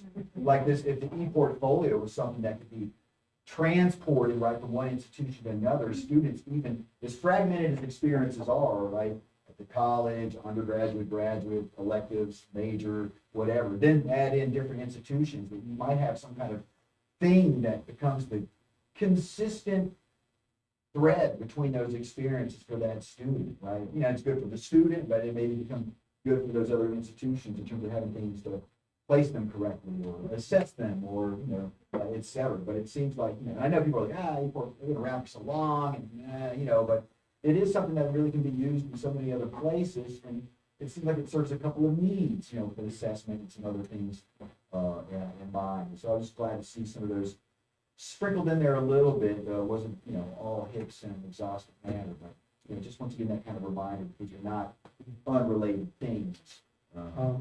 Quick side note, how many of you use Adobe Express? Yeah.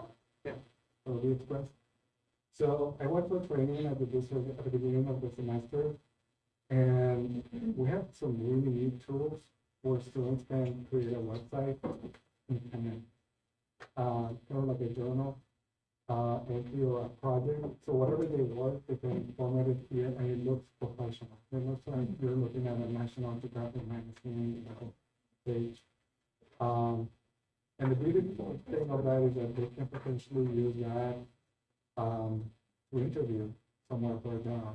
Because it's not just portfolios for learning, but it could also be marketing skills for professional academic. So we have access to that. And then the other thing is that I just attended a conference where we learned that 66% of employers now are looking for AI skills, and they will not hire. Students have AI skills. Yeah, But not. those skills that I'm seeing. That's a skill. Yeah, so I don't, so I think that this is something that, as a college, I think we need to get on top of it. Yeah. One last thing, I saw a really cool presentation where the college, the CTLA, did not start with 5 They started with STEM. They said, look, we want to give you AI tools, and we want you to develop a showcase of AI and how you use it for your jobs. So admin assistants and people in maintenance and storage. And then they created this beautiful showcase, and then faculty were like, we want to learn that too. But it was like the brightest strategy ever, because sometimes we as faculty are a little bit more slow to adapt.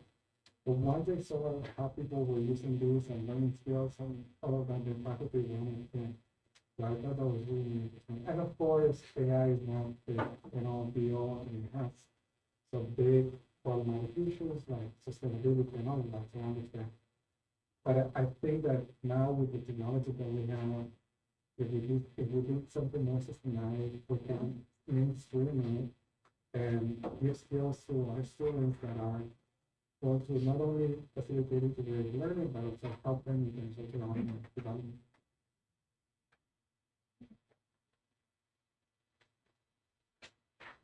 Let me just share the resource if you want to dive into it. Most of them are $20 a month for the good version. U.com was started by an entrepreneur who's trying to be the next Google. And the guy negotiated contracts with every AI platform. So for an educator, I think it's $9.99 a month, and there's coupons on it. I was able to get a whole year on U.com for about $82, and I can pick ChatGPT, Claude, every one of the things. There's a drop down. If you've never heard of it, it's literally U.com, and if you're going to spend money, you can get all of them in one place instead of going and spending $20 for 3. Promo code Roberto? If only. Why, Well, my students ask me. U.com? Yeah, it's literally U.com. like the letter, And the the letter or the No, pronoun? the word. Okay, Why I are was you getting not- it now. YOU. Yeah. Magic School is another free tool. I don't know if you curates it, but it's another free online tool that a lot of educators use. And So, for online classes, what I like is that you can drop assignments in and it'll give you 3 choices of AI resistant modification. And that has helped tremendously in, I only have, out of 50 students in 2 8-week online classes, I have 2 or 3 offenders. And last semester, when we revised this course and threw it out, it was like half the class was all AI. So it's really cut down. I mean, some of it's scrubbed and washed, and you can tell, but it's only just a handful of them now. A lot of them are engaging with the AI resistant parts of the assignments. It's called magicschool.ai. so really quickly, We're a learning community. when I went to a conference, state universities and big universities, they all kept saying, oh, we are co-pilot of the school. Oh, we are, so all of these schools at the state level and above, they all have these tools for their students. Absolutely. Negotiated, and in addition to that, some of the privacy issues are addressed because they have a contract that says data that students put in cannot be used to train the models. So then there's like, they have the opportunity. So to me, immediately, it became very obvious that we're way behind the game. And that, yes, that our students are at a disadvantage because they don't have a systematic way to access these skills.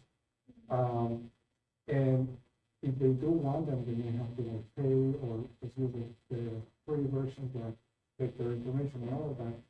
But I think that this is something that we need to address as a district. And, yeah. And I thought that all the students were pretty AI savvy. And then I do a number of AI projects, and it's not the case. They've all used it.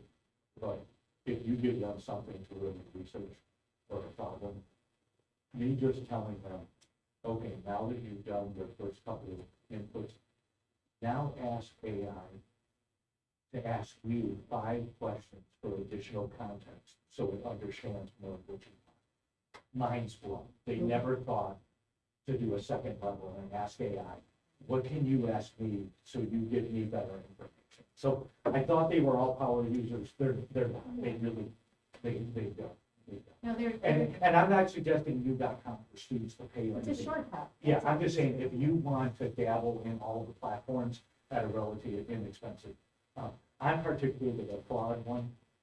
It was written, it was written to do no harm. There's an actual constitution that guides it. It's a little more conversational. I like it the best, but yeah, if you're, I was just sharing that as a resource. No promo code. Well, thanks everyone for sharing both on the article and then stretching into the dialogue on AI and portfolios. David, do you want to shift into the reviewing HIPS and SESI?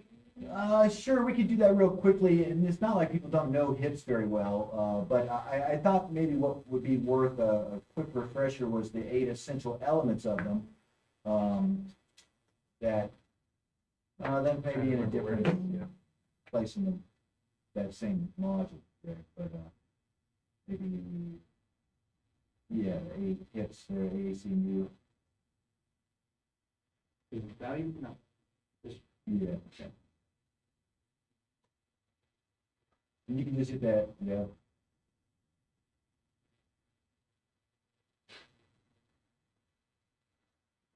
This is also in our folder. It is in your folder, yeah, it's in there. Thank you for the reminder. I knew there was some kind of method to the. The LEAP one, Yes. I think so, yeah. And I'll remind you all as we're starting this conversation, and we shared it at the committee meeting along with some of the supports we're trying to give you with the new funding model and all that. But keep in mind that as we talk about continuing to innovate LCs, I think some of the multiple conversations I had with people trying to get feedback over the last couple weeks or months, we're focused on, sometimes it can be, the thing I drew from it is sometimes it can be overwhelming if you hear me share or somebody else who's done an LC, the same LC for 3 or 4 years or longer, that you have to do all the things. And so you can look at the meeting agenda from earlier, that the link where it has the new practices of expanded practices of consistency or practices of efficiency. But there are some mindsets there as we're thinking about high impact practices. There is no pressure that you do all of these immediately, right? And if you think of the LC you're developing as something you're going to build on for multiple semesters or years in a row, like the goal might be to have 5 stacked HIPS if you want 4 years from now. You know what I mean? And so don't feel like you have to do all of these things at once, but it's fun to brainstorm and it's fun to think about which one is going to get the most bang for buck early. What's the easiest one for us to work in, right? So what is I've been doing a lot of prototyping with students because we're doing game design and rhetoric and all that. And so there's what's it called? The least functional prototype or least viable prototype. So what's the very minimum you could do and have it still work and be beneficial? So even if we look at these, don't feel like you have to do all of these all at once. Imagine your scaffolded curriculum of your life over years. So, yeah, and you would probably never do all these at once anyhow. I mean, maybe you get 2 or 3, or like Greg said, 4 or 5, and certainly you can have a learning community. We think, it's a shell that you can build these other things into, right? It gives you twice as much time as far as it goes. So if you're like, well, I didn't have time to do service learning or some of these things in the past, now you do because you've got twice as much class time, especially if you're in that traditional model of back-to-back twice a week, which I realize is less people, right? But still, with that back-to-back and a hybrid, that's something that maybe you can do. So just want to remind yourselves of what those are. Many of them we do have at the college, but they might be kind of called something else, right? Others may be things that you've been doing for years and you didn't even recognize it was called something else, and also was a high impact practice as far as that goes. For instance, common intellectual experiences. I mean, if you're going to any of the co-curricular events on campus, right, that's a common intellectual experience, right? If you're going to one of what they might call signature events, like the unnatural disasters from the past, or I think TinyCon, the HIP Showcase. Sustainability Week, or things like that we do every year. It's going to be here. Those are kind of signature events that you got to bank on that fall, that spring, that March every year that you can kind of build in, right? So think about those as far as it goes. We will have, just as a heads up for those of you trying to think about what to do in the fall or spring, at the May meeting, we will have Katie Haar from Service Learning join us. If you've not met Katie, she can give you some resources and talk about some of the local partners that you may want to reach out to before it gets started. We'll also have Maria Amador join us. She's kind of the partner with Donna Thompson for co-curricular events, and you can see what their tentative schedule is for next year. You could also maybe start brainstorming with them to bring speakers if you have things in mind, because they do have maybe I shouldn't say it. I think they may still have a budget, and if they do, that they might be willing to spend it on some of those things. So think about that. And the other thing I'll say is I think that the natural inclination, and maybe this is really for me as a beginning or newer faculty, my inclination was quite often to land on where I felt most comfortable with some of these things. Service learning was not where I felt most comfortable. I felt like it was very obvious to students that I felt uncomfortable there, that I didn't really know what I was doing. They could see through. I mean, I felt like I needed to do it. I was OIO. I was trying to make everybody happy, but I was not. It just wasn't working for me. So, what I might ask you to do is you think about your high impact practices to work into your learning communities this coming year, is to maybe not just fall back on what seems to be the most comfortable thing or the thing you're most used to doing because of that, but think about maybe making a change based on the course you're pairing with or who that other instructor is, what those course competencies are, and maybe there's a high impact practice that maybe is better suited to help you meet that course competency or outcome as far as it goes. So maybe being a little more, going back to the reading for today, being a little more intentional or purposeful about what you choose for a high impact practice versus just like, oh, I do this every year, and how easy would it be for you to just kind of slide in here and do this thing again, which in some cases is nice and works, but I'll ask you to reconsider with maybe the best choice in mind for students and courses. For instance, it was a lot easier to engage, obviously, with undergraduate research when I was working with chemistry. It was a little harder when I was working with math, but having done some with chemistry, we found I had better defined what undergraduate research really was. So when I got to math, it was a lot easier to figure out how to do that in that pairing. So finding the easy ones scaffolds to the more challenging ones sometimes. If you want to scroll down a little bit, Greg, and like I said, I don't want to read these things to you because you know what the high impact practices are, but maybe it's worth it to remind yourselves of those 8 key elements.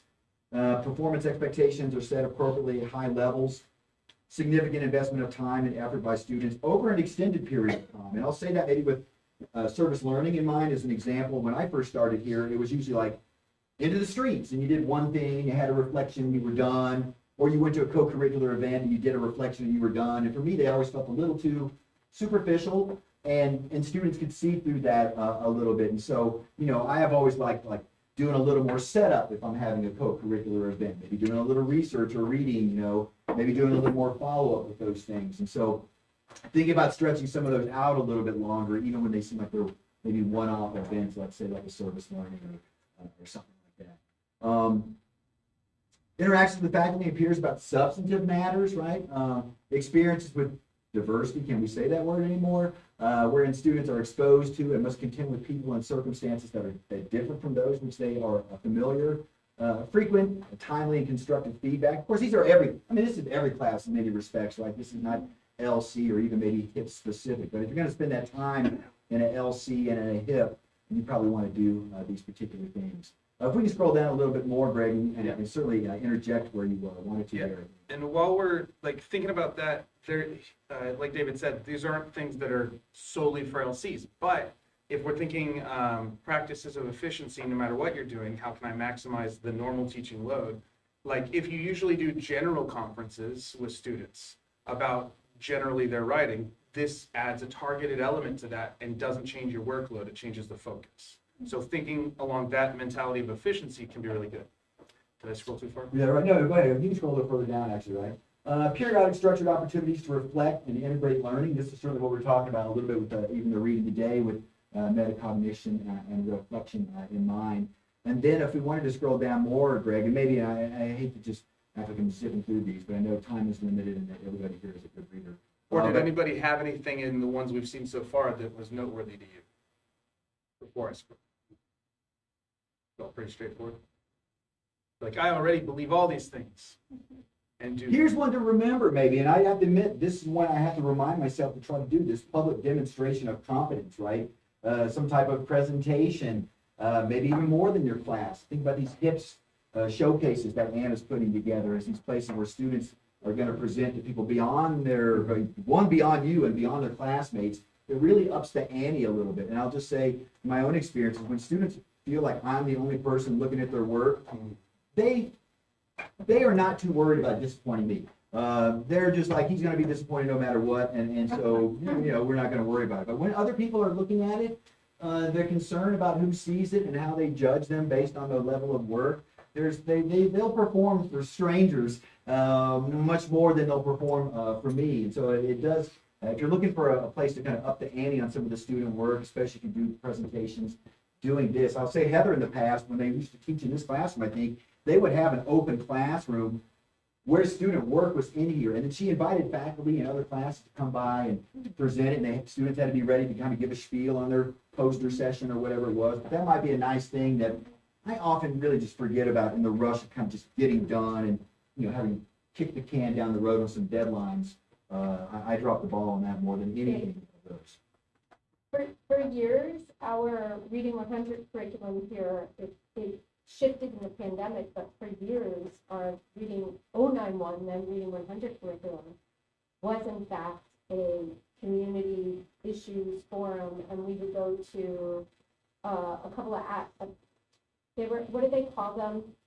They are credit recovery schools, like Chief Hill Learning Academy, and the Boys and Girls Club, and the YMCA's, and the students would have to present their teen issues to the 5th, 6th, 7th graders. And then those classes that couldn't do that would have those public displays on campus. So if you guys are thinking about it, it's a little work. You gotta make some class time for it. They gotta buy those poster boards and, like the science fair poster boards and things like that. But those are the most impactful moments I ever had in these classes, whether they were learning communities or not. Yeah. And so we have an exceptional service learning support team here who does 90% of the work, frankly. Yeah, they set up the partners and everything. Yeah, I'm almost embarrassed how much work they do for me to do the game programs with the elementary or the kids book programs with the elementary. But they are very good at finding new partners and making sure that the logistics are clean. They'll do room reservations. They'll make sure table setups are what you want if you just communicate with them. It's been really amazing. We've got one coming up next week that they're so good, they have it all locked in, even though I didn't realize I was going to be gone at Washington. So they're like, okay, just tell us what the outline is. We've done this enough with you. Like, it's fine. Cool. Yeah, so my students know the plan, but yeah, we have an amazing support, especially for service learning.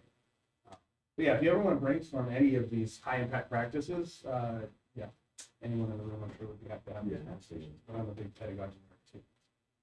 At the end of this document, and you've got it in front of you, but there's the other thing I like a little bit about it, and for me, it was kind of a reminder, if you look at that table 1 and table 2, and they just kind of, handpicked some random high-impact practices to look at some other games like deep learning and personal and practical games or academic challenge, collaborative learning, etc. And of course, I started as a learning communities guy, so learning communities was where I always, that was it. Like I was like even not even paying attention to service learning because I was so much a learning communities person. And then as looking at some of these, what I realized is some of these high impact practices actually have a better record of outperforming learning communities in some of these areas.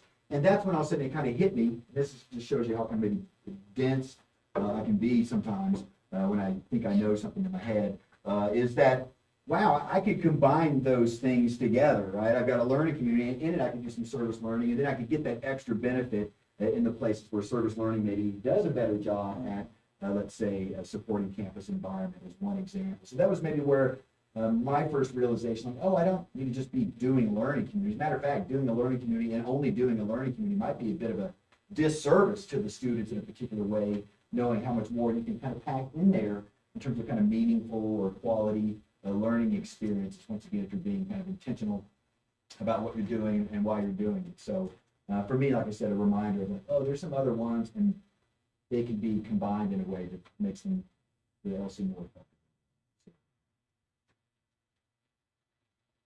We do have, Greg, and I don't know if we have time for it, it's always something we can come back to, that we do have 5 minutes. There's this that's worth. I assume that's where you were going, so. Yeah, no, but it could be.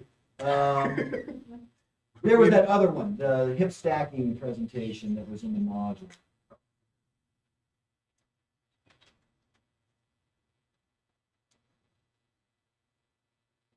Maybe it's up there with that integrated one we first were.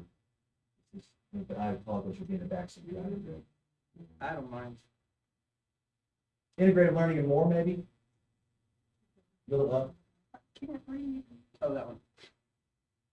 And then at the bottom of that, is there some sussy slides? Yeah. That was there. Maybe that's what you were on. Oh, yeah, right there. It was the same thing, sorry. Cool. One of the things that came up in that article, they mentioned NSSE, which is the National Student Survey National Student Survey of Engagement, and the community college version is CESI. And so what I wanted to show with you real quickly is really maybe the first positive data that we got in learning communities was running these CESI reports, which we do every 3 years, which next year in the spring we'll be doing one. So we'll make sure that we've got a learning communities question in there so that we can then disaggregate the data and look at LCs versus non-LC and engagement. But if you'll go back up one slide, Greg, in terms of these categories under CESI, active and collaborative learning, student effort are 2 of those. There's 3 other ones. But I will say the 2 years of CESI data that we got where we were asking these LC specific questions, it was IR that actually came to us and said, this is really not just better than standalone students, but statistically significant in terms of the increase of student reported engagement in LCs versus the same standalone equivalent courses. So we weren't just looking at every course on campus. It was English 101 in an LC versus English 101 by itself. And in every indicator, learning communities were outperforming, or learning community students were outperforming the standalones. And this is that in terms of active and collaborative learning and student effort, which is a couple of indicators there. And if you look, and I won't spend a lot with that next slide, Greg, but the top in the blue, that's the learning communities versus the standalone classes below. And you can see each kind of question they're asking about, like frequent, ask questions in class or contributed to class discussions, made a class presentation, worked with students on other projects. But the blue number is 72% in LCs versus 65% in the non-LCs. So you can see in almost every category, the LC students are doing more of these things than the students that are just taking the same classes as standalone classes. And so if you just move through some of that data, and it's there, so if you guys really want to go back and look at it, you can. But really, it's consistent. We hope to see it consistent again in 2023. But I think that my first realization as maybe a coordinator was, it is the work that we're doing now in spring, in May, months before you get in a classroom with students, that helps you put together these kind of more engaging curriculum and assignments that I think really leads to these students being more engaged. That then translates into the higher success when we see it, which is not always admittedly right, but it does translate into higher retention, almost always, right? And as we've seen recently, it's translating into greater completion degrees and certificates by 4.5%. So I do think it's this early planning and time for you guys to kind of start thinking about your assignments that are going to make these things more engaging for students that we've got evidence of, that I think turns into those other metrics that the college pays more attention to, the success, retention, and completion data. So I'm hoping that just, some kind of reaffirmation of why we're here and why we do what we do. But since that CESI thing came up in the reading, I thought, well, we do have this, and we will have it again in the spring, for what it's worth. If we scroll back a little to the end of it, Greg, we just see that there's other couple of indicators are that we left out: academic challenge, student-faculty interaction, support for learners. So it's become super important for those students, right? It's quite often full-time faculty, not that adjunct faculty don't know where to send students, but those that have been here a long time certainly know where counseling is, where all the resources are. We're here, so we're kind of, spending more time with those students in many cases in terms of student-faculty interaction. And maybe academic challenge, we're also a little more willing to kind of hold the line in some cases in terms of, the rigor, because we're not maybe worried about the student complaint that might come against us, and maybe we're concerned about not getting classes or as many classes in the future. I know that was my concern as a part-time instructor for a while. So anyhow, we certainly got those numbers where the student engagement is high. So I'll stop that there. Questions about any of that stuff? Like I said, it's all there in the module. You can look at it and really tear it apart if you want to, or get a little deeper. But we certainly have numbers, which is why it's always a little frustrating to realize, like, wow, we want to make data-driven decisions, and man, we can give you a whole lot of data, and so much of it is supportive of what we do, and yet it's still the struggle, right?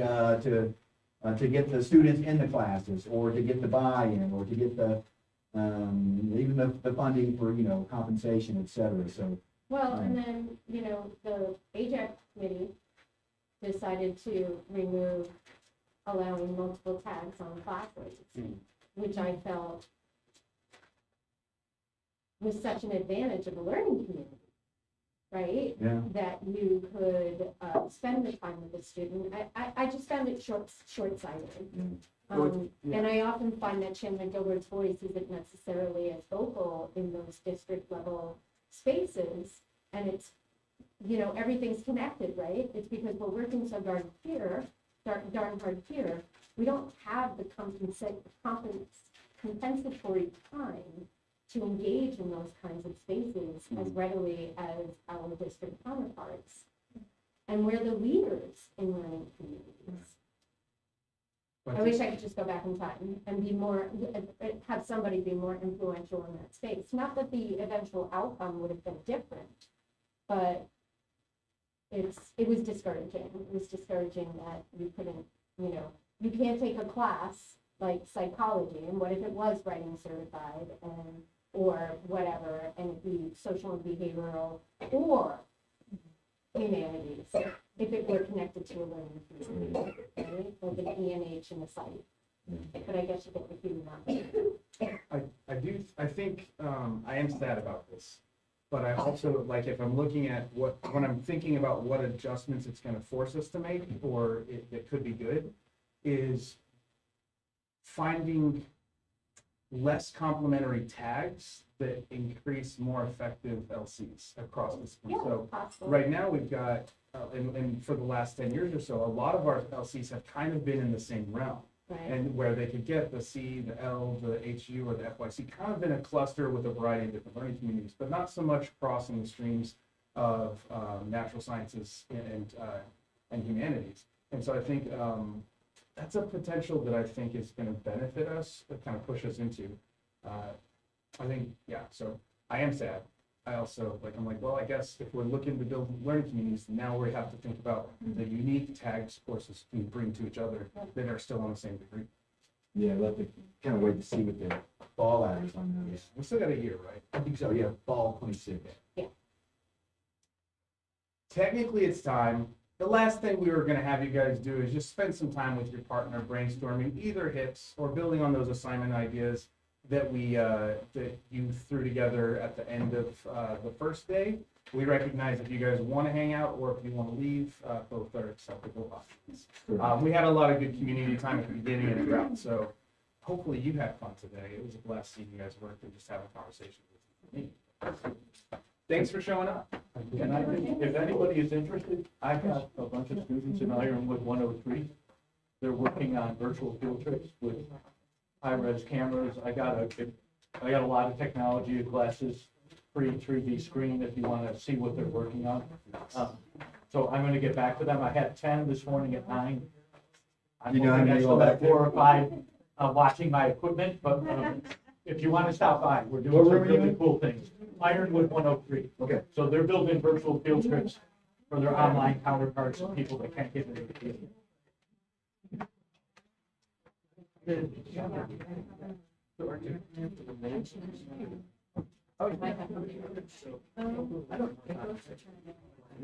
do have to find the crops, nothing gone. You will be here? Okay. Yeah. So they should also. Erica, I feel like I'm not- Would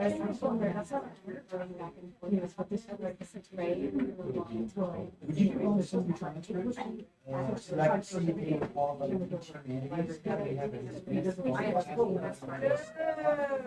And I was. So then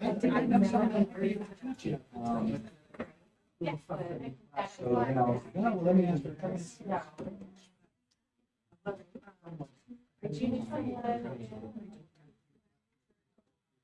It would be an H&M fix. You are doing.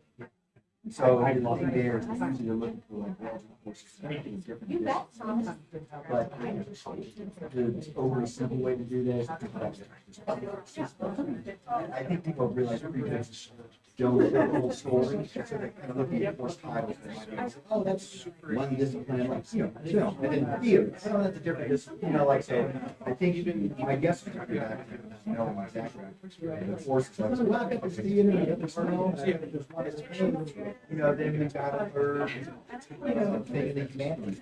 Maybe just fall. People are asking, you're gonna offer again. Yeah, let's discuss it. See you at the airport.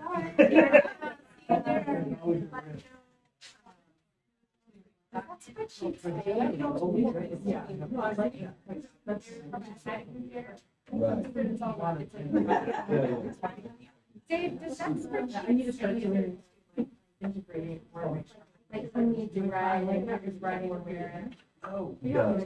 And I think everybody's, like there are people that when you write. there are people that need a run. Okay. And I think it's Pam and Sasha. And I was like, and since you and I are on the, kind of the same time, both are renting, I was like, Yeah. between one of the two cars, you gotta run. It just depends whether Chris gets her car or mine, you know, that's, doesn't matter. We're all the So, yeah. I just wasn't sure saying, so right that. Whether AI is, well, I just found it. Yeah, it's, we are going to North Bend, Washington. Vegas without you, baby. North Bend, Washington, the filming location of the film exposure. It's an integrative learning, curriculum. That's run by Washington. Some of them are long. Anyway, all right, going up to my office. Just the grad. But if you got any grad. One of those days. Just because they're not getting that kind of thing. There's your dance, right? There's. So anything that's got any grad before something, Yeah. place you in there and. And then I went to the very early.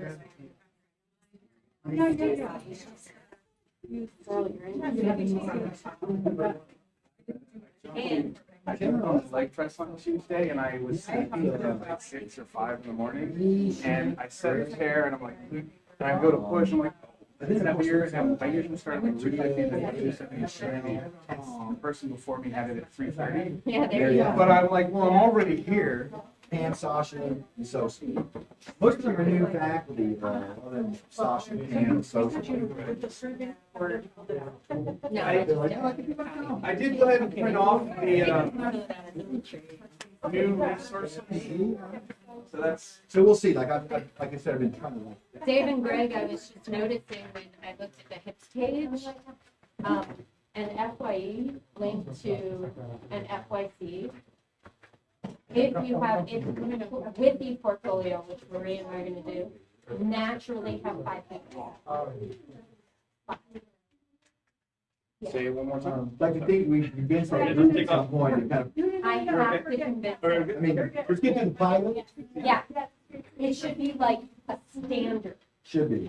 You could really, that would be something the district could model.